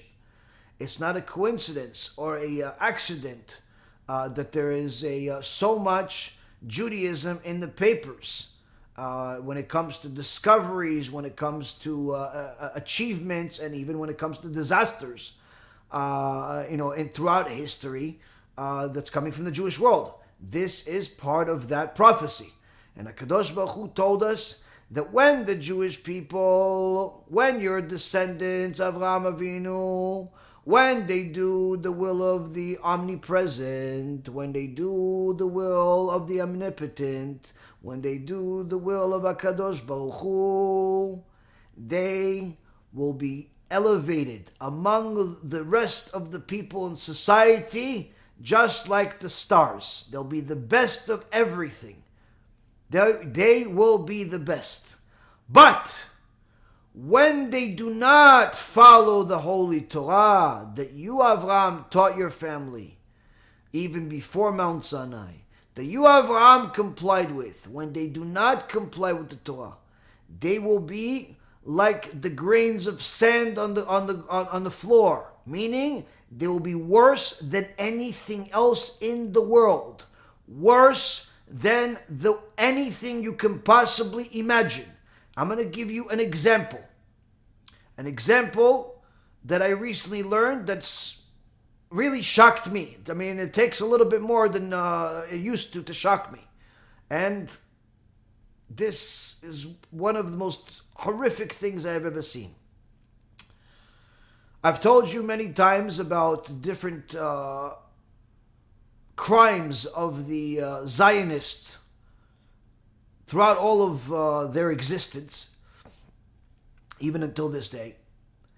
And the carelessness about the people suffering in the Holocaust, in the concentration camps, in the ghettos by Weizmann and Ben Gurion and the rest of the wicked clan of Zionists, the Christian beliefs of Herzl Imach Shimo v'Zichro. I've told you about all of that. But one of the things that I recently read in a book called Perfidy, I highly recommend it for bathroom reading, not for reading outside of the bathroom. Outside of the bathroom, read Torah. But here it talks about a trial, a legitimate, actual trial that took place in the state of Israel some 60 years ago,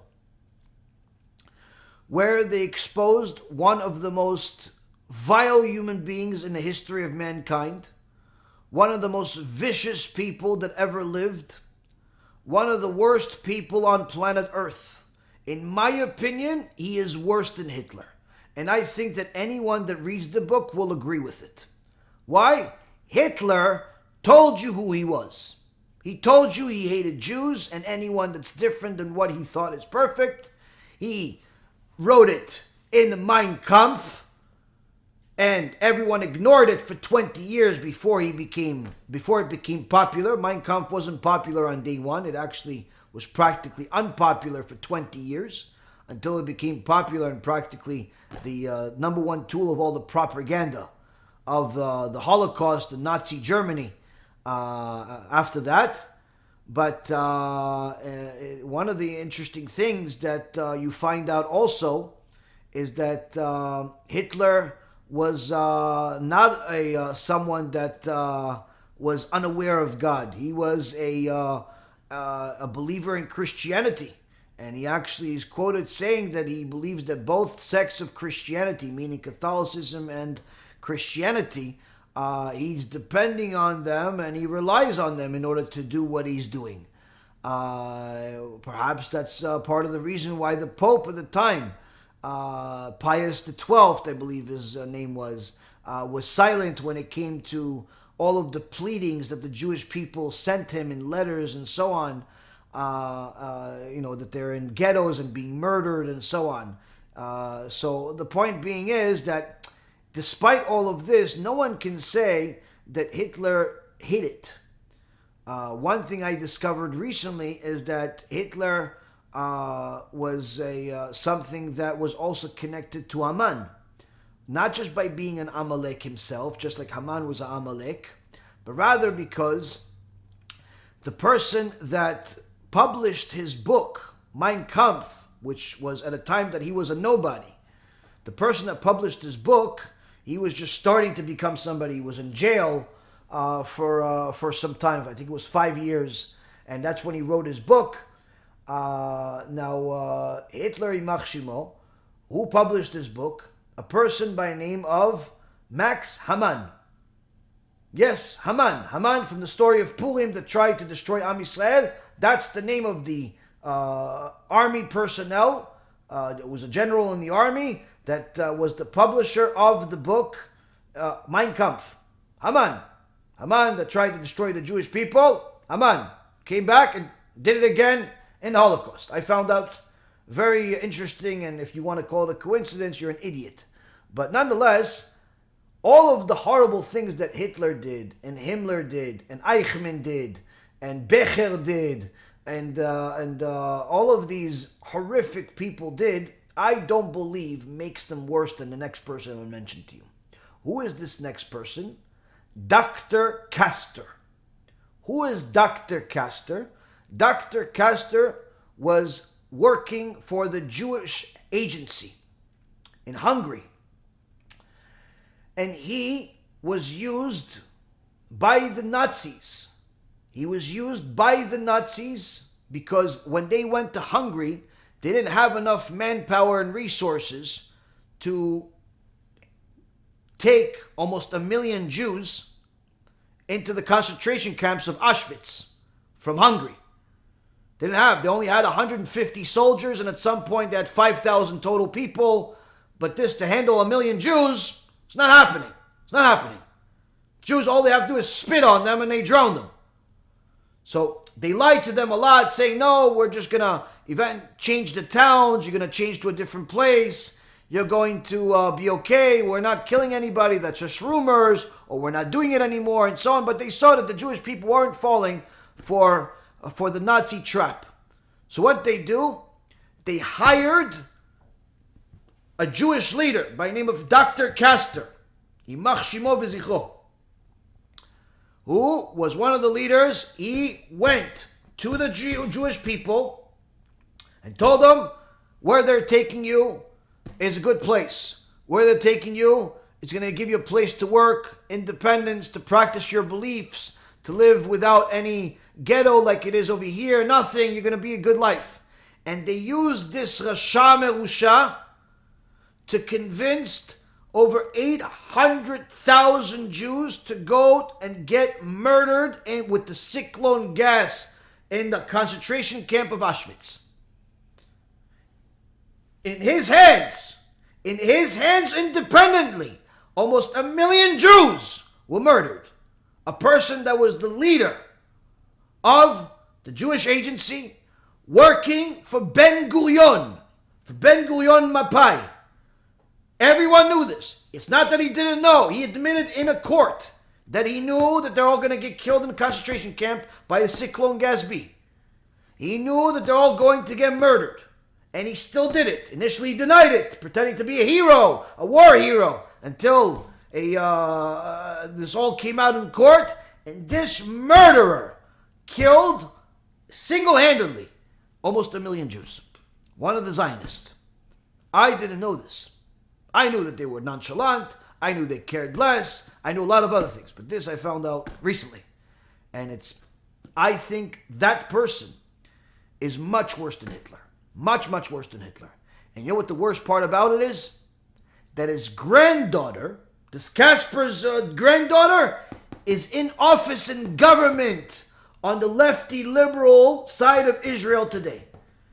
His granddaughter, Yimach Shima V'Zichra, is one of the government members in Israel today that is frowning upon anyone that mentions God, to the extent where she says in public, I don't understand how there are still children in Israel that pray for God to bring rain, as if that's going to do anything.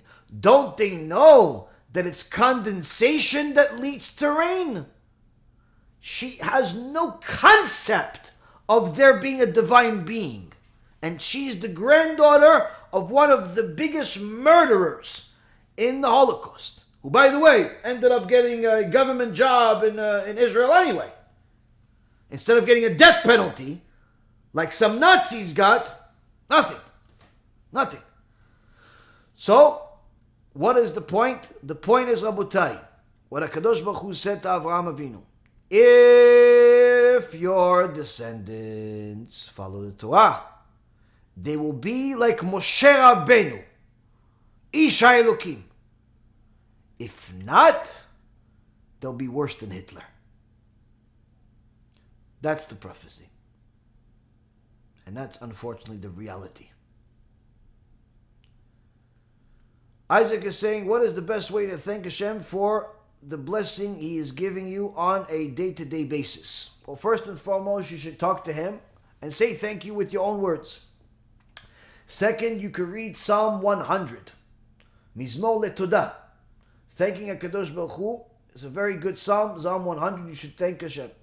Third, you should do something for the sake of Hashem. If you're a person of means, you should give tzedakah for the sake of publicizing Hashem's name, in order to get more people to do tshuva, in order to get more people to learn Torah. If you are not a person of means, but you have a speaking ability, you should share the teachings that you're learning, the Torah that you're learning. If you're not a person of means, and you don't have the ability to speak, but you have a finger, then take this lecture and any other lecture that we've done, and right under the lecture, press share. And share it with every single person that you know. Simple. So that way, you can at least spread Hashem's name everywhere as a form of gratitude. Quite frankly, you should do all of them if you can. But nonetheless, everyone can do something. Everyone can do something to show gratitude to Hashem. Next question. Why does Yoshua and Caleb say, they're bread for us, after the sin of the spies? Rashi says, we'll eat them like bread, Amalek and the Canaanites. Why not, we'll drink them like water? Bread is harder to consume, in my opinion. It's interesting. It's an interesting figure of speech. I think that even till this day, when someone is violent and or trying to be aggressive, they more times than not they say that they are going to eat that person alive. I'm going to eat that person alive if when I get to him. So I think that expression is also not nothing that was discovered today. There's a certain carnivorous analogy, if you will, like the lion eats the zebra when he catches it, or the whatever other animal he catches. And that's usually how predators act. So when you go into a war, you're like a predator. Whereas drinking them like water seems more like either the person is sadistic and they're gonna make them like a very vicious way, or it doesn't seem harmful at all. So when you're going to war, it's a show of aggression like the carnivores of the world.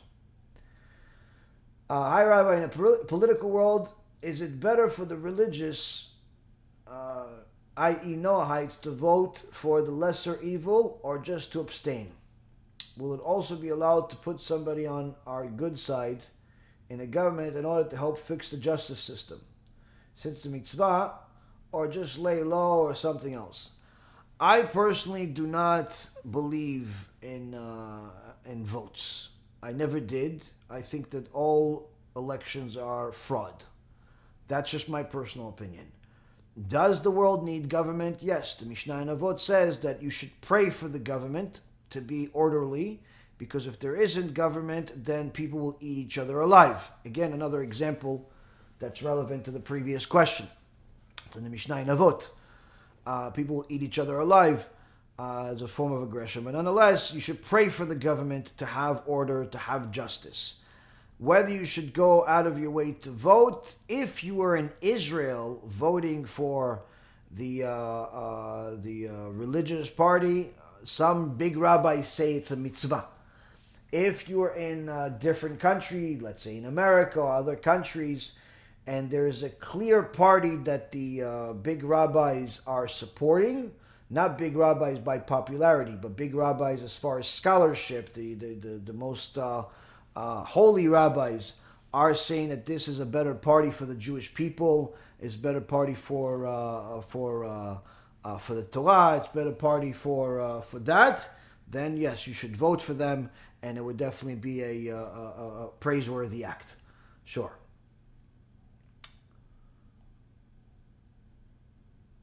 But it's well, Botech was that rabbi? Yes, Botech, Shmuli Botech, Yimach Shimo V'zichro, was the rabbi of Michael Jackson. Yes.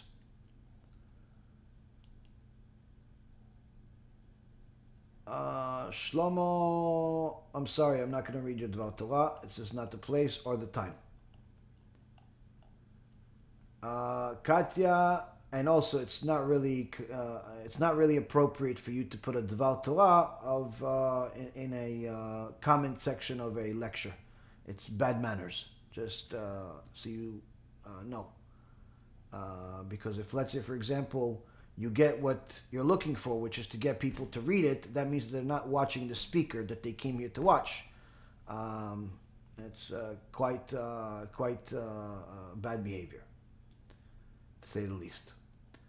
And I think even Rav Kahane, that you're promoting here, would agree.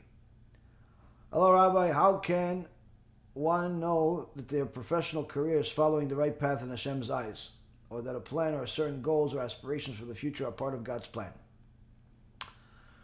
How was it decreed in the Torah that one should not eat pigs, shrimp, and so on? How can one know that their tshuva has been accepted? Okay, so these are three different questions, Katya. I'll do my best to answer. One, as far as if your job is in lines with the Torah, if first and foremost, if it's morally just, if you're not taking advantage of people, if it's not promoting promiscuity, if it's not violating anything in the Torah, then surely that's already in the right direction, and there's really no problem with it. It obviously all depends more on your individual behavior. A person could work for a perfectly good company that's a kosher company, but they themselves act immorally by being promiscuous with people, or being a criminal, being a thief, being a dishonest, and so on. So the career itself, as long as it's not immoral and illegal, then it's perfectly fine. And to be honest with you, I think some of the simplest jobs are the best jobs. Some of the simplest jobs are the best jobs. There's a reason why the greatest people in history were shepherds. Avraham, Yitzchak, Yaakov, Moshe Rabbeinu, David, they were all shepherds. Why they're all shepherds? Because it's a job that allows a person to think a lot, allows a person to delve on the purpose of life and to connect to Hashem. I'm not telling you to go become a shepherd. What I'm trying to tell you is that it's sometimes simpler is better. But also a person should have the type of job that gives them the luxury of having time to serve Hashem, and not have one of these jobs that is a 24 hours a day type of job. where you're, for example, when I was on Wall Street, the job never ended.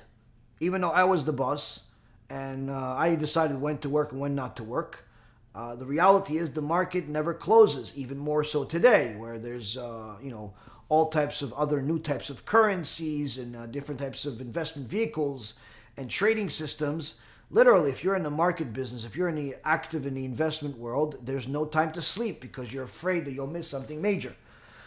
That kind of a job is a nightmare when it comes to if you want to serve Hashem the right way.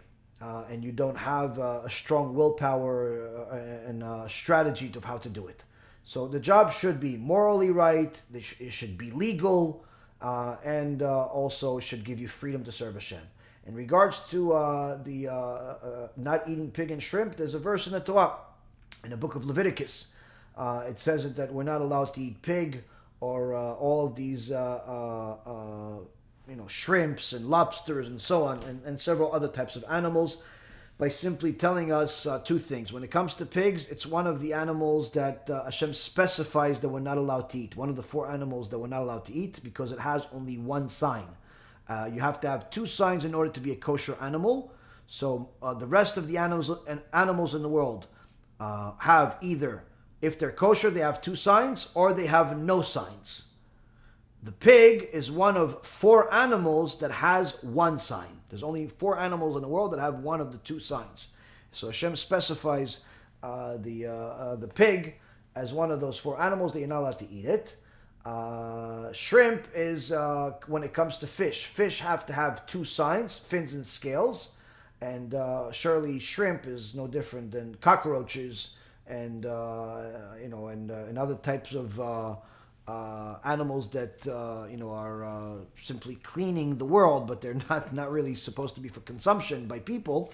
Nonetheless, they don't have the 2 signs that are required for a fish to be kosher. A fish to be kosher has to have fins and scales. So that's where Hashem says it. It's in the book of Leviticus, is one of the places.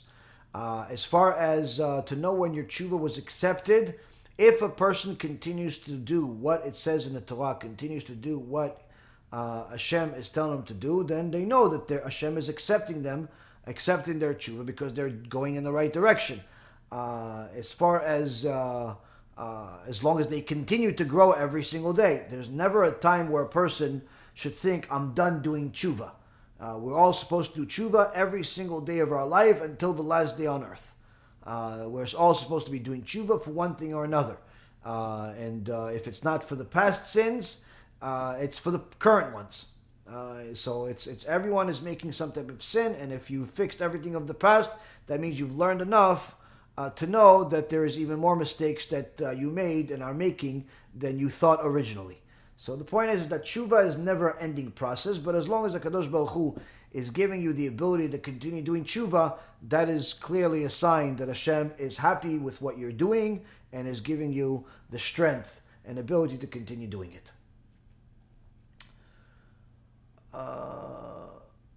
Let's see.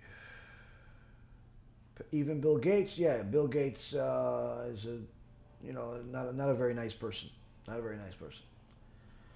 Gave a lot of money, but it's not like people think. It's not really charity. It's just the whole game that they're playing on society, that they're giving all their money to charity. These group of billionaires that are giving 100% of their money to charity, it's complete fake. It's fake news. It's just a way to avoid paying taxes. That's all it is. And for them to control the money that they have in different entities. Simple. They could still buy the houses they want. They could still do anything that they want. Just they would do it under tax freedom. That's really all it is. And a lot of the things that they do with their money is in order to serve their own political interest and other type of financial interests. Yonah, when we read a story in the Talmud, how do we know whether it is a mashal or something that actually happened and is real? Well, there's commentary on the entire Gemara. There's commentary by Rashi, by the Marsha, by Tosfot, and over there they're surely going to tell you what is and what isn't a parable. Can a Jew smoke? If not, how do you quit? Been on and off for 8 years. If a Jew is already smoking, I'm assuming it's cigarettes. If you're talking about drugs, then no, not allowed. Even if a person is addicted, he has to stop. I have several lectures about drug addiction, and really all addictions, but nonetheless, drug addiction are strictly forbidden. As far as smoking addiction, it's not that it's permissible, but there's more leniency of someone that's already addicted to tobacco and nicotine. And if one is addicted to it, there is a certain halachot that they need to learn of how to deal with it on Yom Tov and things like that. But nonetheless, it's not saying that you're allowed to start smoking. No one's allowed to start smoking. But if someone is already addicted to it, then the Chachamim were very sensitive to that, because many of the Chachamim in the previous generation were heavy smokers, before they found out that smoking is dangerous for your health. So smoking is technically forbidden because it's dangerous for your health. But the reason why there's leniency on smoking is because no single cigarette will ever kill anybody. That's why there is leniency when it comes to smoking. It doesn't mean you should start smoking, but if you're already addicted to it, it's not like you're violating Shabbat or anything. But if somebody wants, to know the truth, the full truth, they could watch a few lectures that I made about smoking. And one of the things that helped me quit smoking cigarettes after 20 years of smoking was simply when I realized and learned from my Rav that it's not the will of Hashem that I'm going to smoke a cigarette. And how did I learn that it's not the will of Hashem that I smoke a cigarette? My Rav told me it's not. But even more so, I saw it with my own eyes where when I first started doing shiurim, I was still smoking cigarettes. And but generally speaking, the guys would come to my house. Sometimes a few girls would come to watch the lecture, and then they would leave. But there was one time that after the lecture was finished, they would usually hang out outside of my house for a little bit, and I went outside with them. And I was a smoker, so I took out a cigarette and started smoking cigarettes. And one of the guys that came to my lecture, I saw his face while I took the first drag and smoked, and he says to me, "Wow, I didn't know you smoke." And I literally saw all of the respect that he had for me, just dissipate. Not that I'm necessarily looking for respect. I mean, you do have to have some respect from your students in order for them to learn anything from you and take anything you say seriously. But it's not necessarily that I was looking for it. It's just that I saw, Hashem obviously gave me the ability to see how it made an impression on that person. So from that moment on, I made a decision that I'm not going to smoke in front of people, but I was still a smoker. And it was actually helping me, or at least psychologically, and I think even physically, helping me learn a lot of Torah. I used to, learn for hours and hours at a time, where standard sessions of 6 to 14 hours in a row without playing on a computer or phone or anything. 6 hours was short, 14 hours was the ideal of learning Torah nonstop in the middle of the night, middle of the day. Literally, it was a lot of Torah, Baruch Hashem. And one of the things that would keep me up and awake and alert at 3 o'clock in the morning is that I would study outside in front of my door and smoke like a chimney. Constantly smoking and reading the Gemara or Midrash or something. Constantly and smoking one after another. Never stopping for 14 hours straight or 6 hours straight or whatever that session was. Non-stop smoking. And it would help me stay up till whenever I wanted, pretty much. I was tired, but I'd smoke another cigarette and another cigarette and another cigarette. It was literally like a bucket of cigarettes next to me. But I would feel spiritually elevated and not really think twice about the cigarettes. And anyone that ever was looking for me, they knew where I was. I was in front of my house, learning Torah and smoking cigarettes. That's where I was at all times. You're not going to find me in a park. You're not going to find me at a wedding. You're not going to find me at some party. You're not going to find me at some office. You're going to find me in front of my house smoking. And if I'm not in front of my house smoking cigarettes, then I'm in the back of my house or inside my house learning Torah. But nonetheless, that's pretty much where I was for years like this. And I was smoking cigarettes. But again, after I started becoming more and more popular and more people started learning my Torah and so on, I smoked in front of somebody and I saw what impression it gave him. And all of the words that my Rav told me that it's not the will of Hashem came to the light went on. Even though he already told me, the light went on. And I realized I have to stop. Now, how do you stop smoking after you are smoking so much already? And on top of it, I've been smoking for 20 years. So one of my other students, I saw him one time smoke the vape thingies. I told him, what is this thing? And he told me what it was. And he said, this helped me quit smoking cigarettes. I said, get me one. I want to get one. I'll give you money. Get me one. A couple of days later, he got me one. Or the week later, he came with the Shiur and he gave me this vape. And within 3 days, I never smoked cigarettes ever again after that. So again, is the vape, something that I recommend for 13-year-old kids or 20-year-old men to start? No. But is it better than smoking cigarettes? Sure. And it helped me quit smoking cigarettes, which I believe is a lot more harmful. Now, of course, some scientist among you guys is going to tell me, no, but it's this, but it's that. Okay, fine. Don't go smoke cigarettes or don't smoke at all.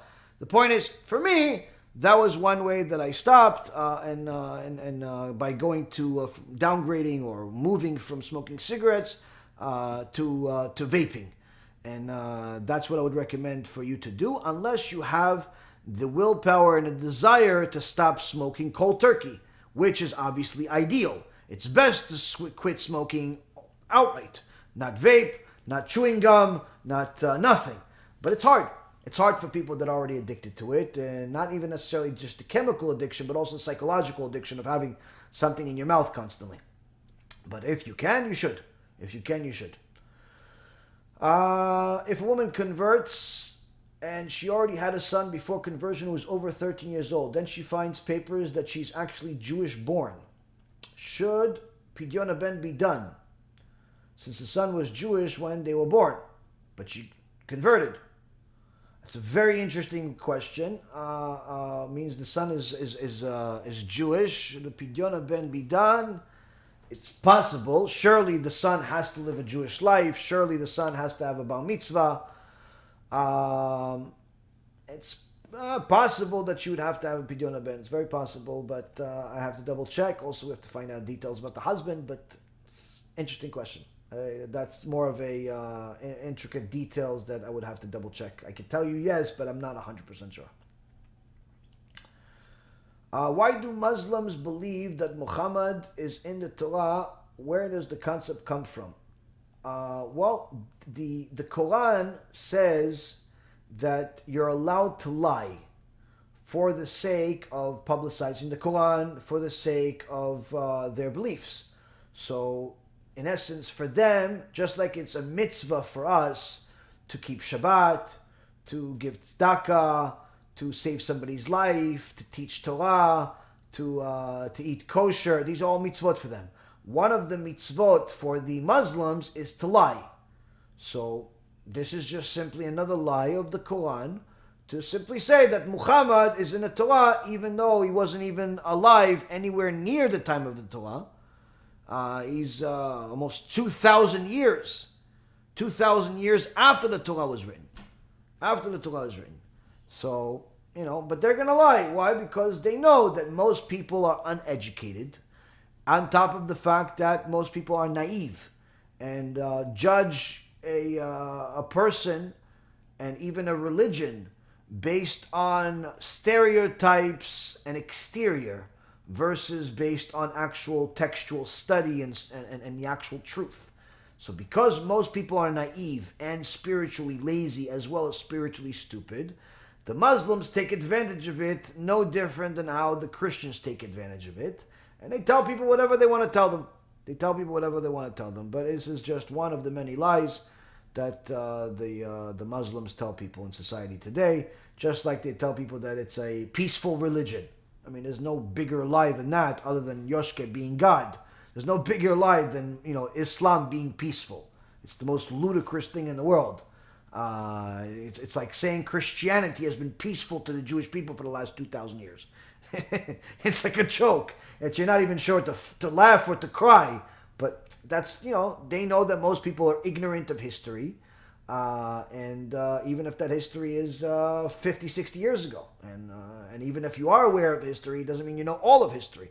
I knew a lot about Zionism and about the Holocaust. I've spent hours and hours, years of my life studying the subject. But this particular thing that I discovered recently about this trial, about this guy Castor, I just discovered it recently, thanks to one of my dear friends that recommended this book.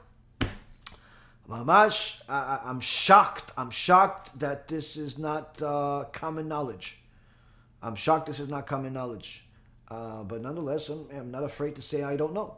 I'm not afraid to say I don't know.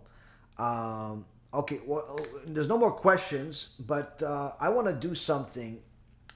There's a concept. There's two things. Number one, there is two things that the Torah says. Number one is that it's important to become clean in front of a person, to show that you're clean, to show that you're honest, and so on. So if somebody accuses you of lying, it's actually a mitzvah to show that you're not. If someone accuses you of stealing, it's a mitzvah to show that you didn't steal. Okay? And the second thing is, there's a mitzvah say, Hashem, that a person elevates himself due to the things that he does for the sake of Hashem. So he says that he did good things and so on and so forth. So here goes. There are a few cursed people that I've mentioned. One of them that I want to make a deal with. A public deal, because it's live, and it could even potentially be one of their moles watching the Shiur right now. So I want to make a public deal with these people. Now, there's a guy named Asher Meza who pretends to be a Jewish rabbi. He's more Christian than the Christians are, and I told you guys about all of his fake conversions and his heretical teachings and so on. Now he has a student or an assistant named Moshe Otero. Both of them live here in Florida. Now these two clowns have said numerous times on video, and they've even made videos about this, that I deal with a lot of converts and I charge people $10,000 to $20,000 to convert. And that's why I help the converts, because it's all about money. It's all about money. That I charge $10,000 to $20,000 to convert people. Why is he afraid to mention your name? What do you have on him? No, I don't have anything on him. I know. I've heard people tell me that he charges $10,000 to convert. He doesn't do it. He takes to a Beit Din in New York, but they all do this. I mean, they also charges. Follow the money. Yeah. I mean, I have stuff on Rabbi just because people tell me things. They're charging $10,000 for a conversion. Wow. And that is what got me doing conversions again. And I heard Rabbi Reuven, Yaron Reuven charges a lot of money for his conversions, which aren't recognized anywhere. Maybe not, I shouldn't say anywhere. They aren't recognized by the Rabbi Nut, that's for sure. In other words, no one should spend money getting converted by him. For that level of conversion, you go to Rabbi Asher Meza, unless you want the Rabbi Nut conversion, which is always preferable. And why he's doing it? Because of the great influence that Asher Meza is having all around the world and bringing people to conversion. Something which Mr. Yaron Reuven charges anywhere from $10,000 to $20,000 per pop. And they've said this on video, and they like to make fun of it. It's mass conversion, meaning just come to the beach, boys and girls. We're going to convert. There, he's missing a tooth. Look at that. You see it? Yeah, it sounds like he made the way he explained it. It makes it sound like he have a mixed gender mikvah where like boys and girls are just jumping in there together. It's funny. I think he's upset. He's losing $10,000 a pop on this. Yeah, he's losing $10,000 a pop. That's what it is. A bit of money, My parnasa. That, according to them, I charge $10,000 per conversion, and they are the tzaddikim, if you will, because they convert people in a immodest beach for free. They're doing it for free, and I'm charging $10,000 per convert, and it's all about the money for me. and it's simply I moved from Wall Street, millions of dollars, to making millions of dollars converting people now as a rabbi, and that they hate me because of it, and so on and so forth. And they know that I charge $10,000, and recently Otero, the assistant, said that I charge up to $20,000 for conversion. Even this guy, Yaron Reuven, and unfortunately he is not about that. He's about filling his pocketbooks. He was a former businessman. Apparently he missed those days that he was making millions, so now he's using religion to fill his pockets with basically the monies that converts will come and pay him. Think about it, $10,000 a pop. So now this is the deal. I have a donor that heard this and knows me, and they said this: make this deal. What's the deal? So Asher Meza and Moshe Otero, this is a deal. We are willing, the donor in essence has the money ready, willing to give you or to donate to any cause that you want $10,000 for every single proof that you provide that I charged anybody $10,000 to convert. $10,000. $10,000, $10,000 to $20,000. $10,000. $10,000. For every convert that you bring, that I converted, that I charged them, not the Bet Din charged them, that I charged them personally, $10,000 to convert. $10,000. $10,000, $10,000 to $20,000. $10,000. $10,000.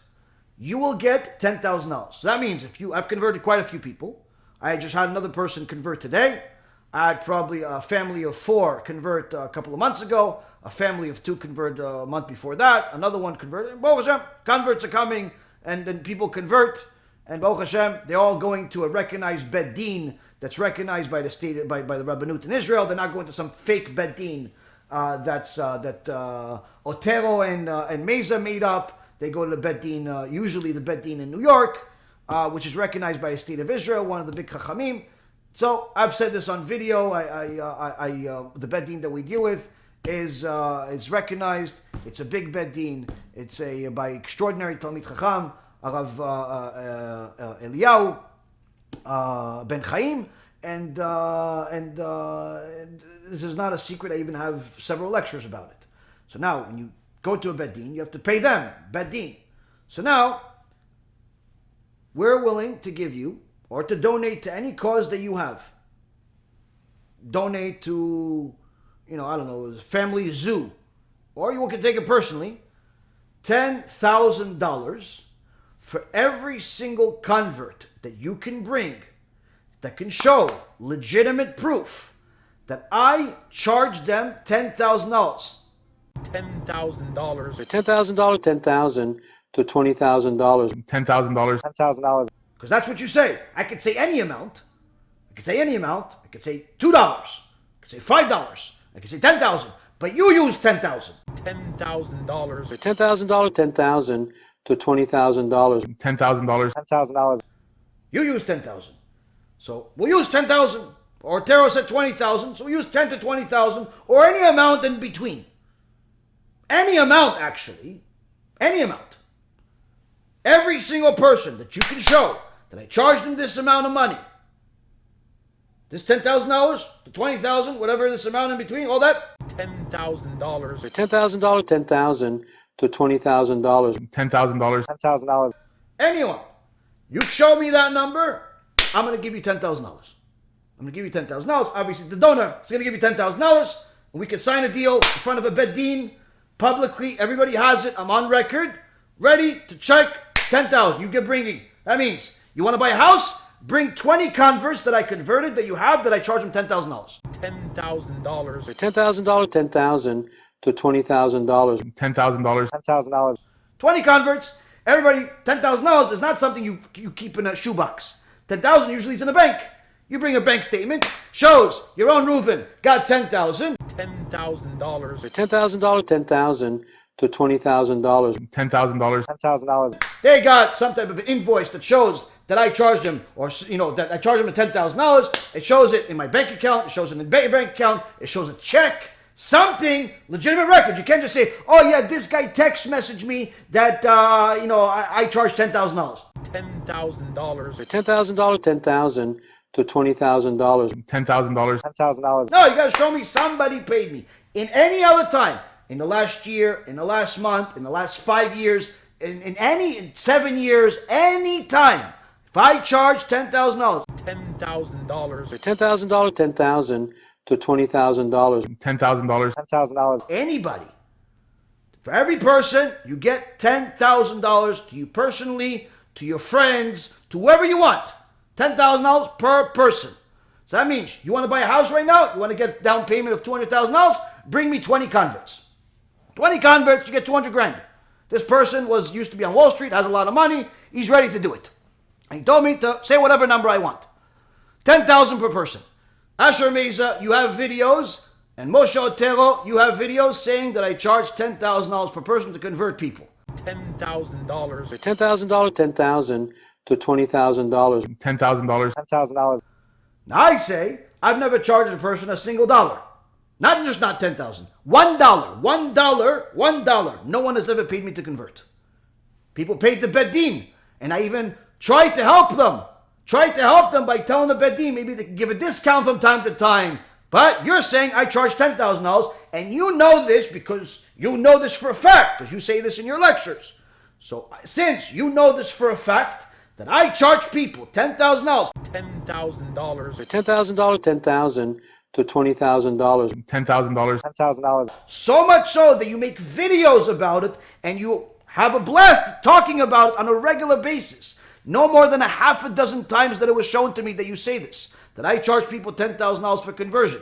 $10,000. $10,000, $10,000 to $20,000. $10,000. $10,000.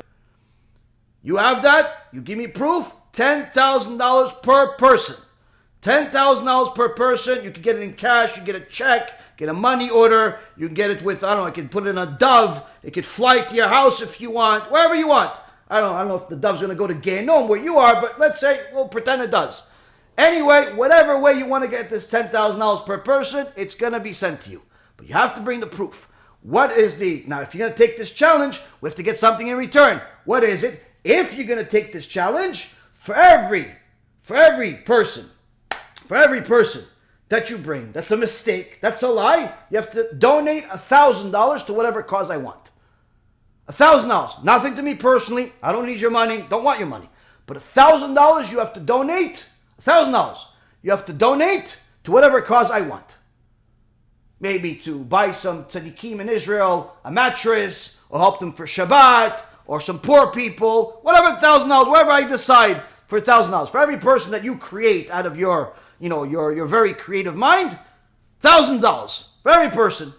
But you can get 10,000. 10,000. So it's 10 to 1. It's pretty good odds. I used to be a gambler, and it's pretty good odds. I take the odds. And especially since you're so sure that you said it on video, and your friend said it on video, your assistant says it on video, all these people say it on video. So here you go. You say that you are moral. You are moral. That's what makes you different from everybody else. You're moral. Fine, no problem. You're Mr. Moral. That means you don't lie. That means that you obviously verified that I charged $10,000.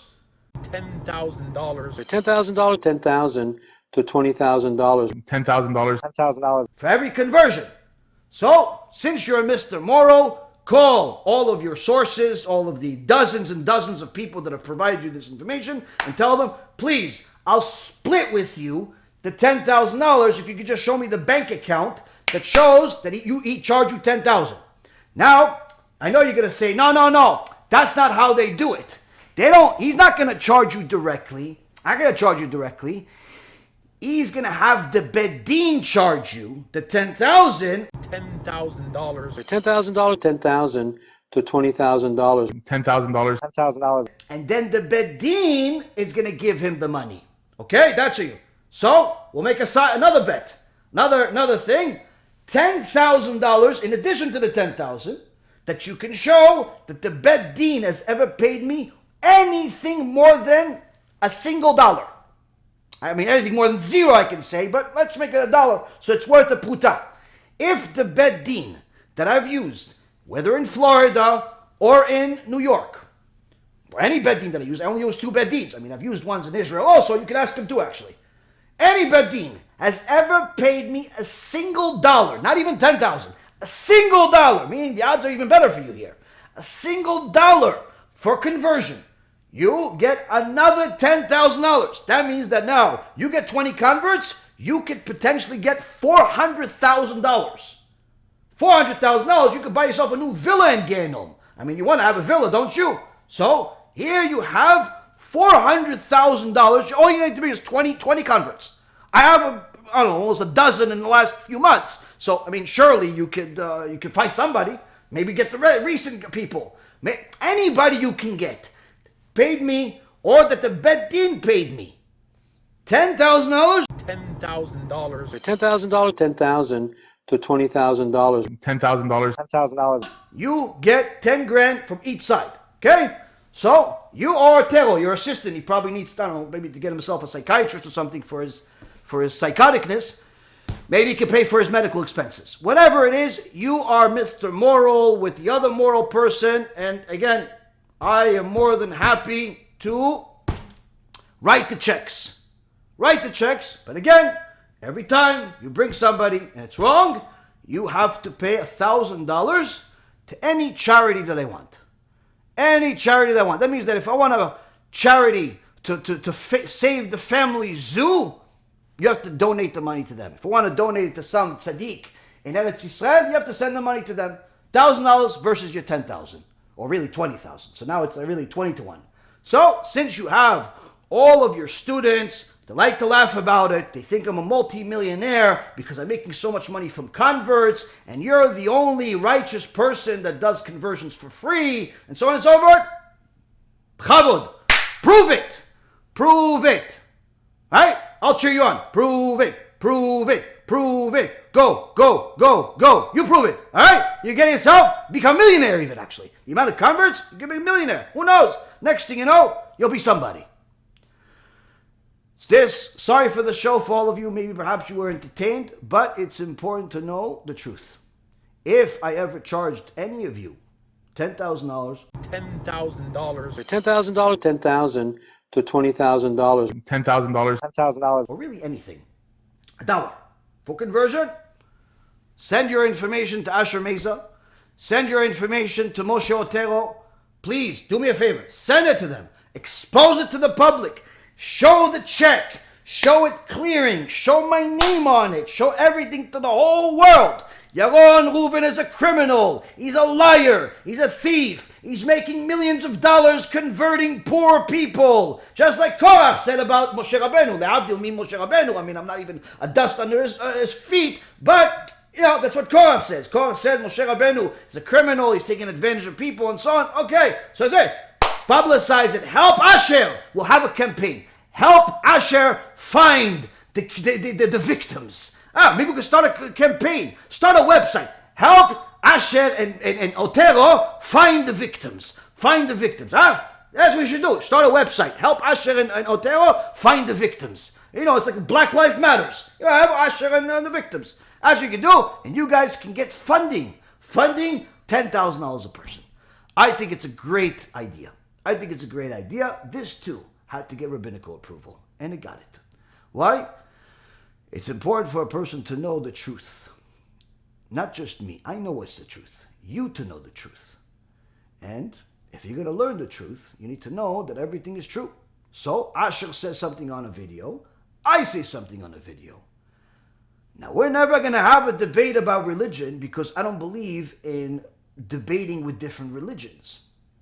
He has a different religion than me. So there's no point there. With these loser rabbis, which I've challenged all to a debate, and they won't debate because they know they will lose. That's just the way it is. Asher Meza doesn't lose debates, okay? And it's not because I think I'm brighter than anyone, but it is because I think I'm more intellectually honest than other people. We're going to debate on something that he said that has nothing to do with religion.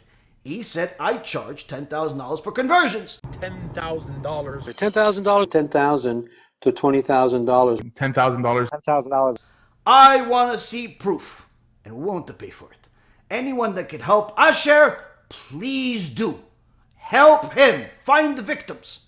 Find those poor souls that were taken advantage of by me, by Yaron Reuven. That, I mean, every family, 5, 6, 7 people. Imagine the millions I could be sitting on. 5, 6, 7 people times $10,000 a person. $10,000. $10,000, 10,000 to $20,000. $10,000. $10,000. Who wouldn't want to do that? I want to be me.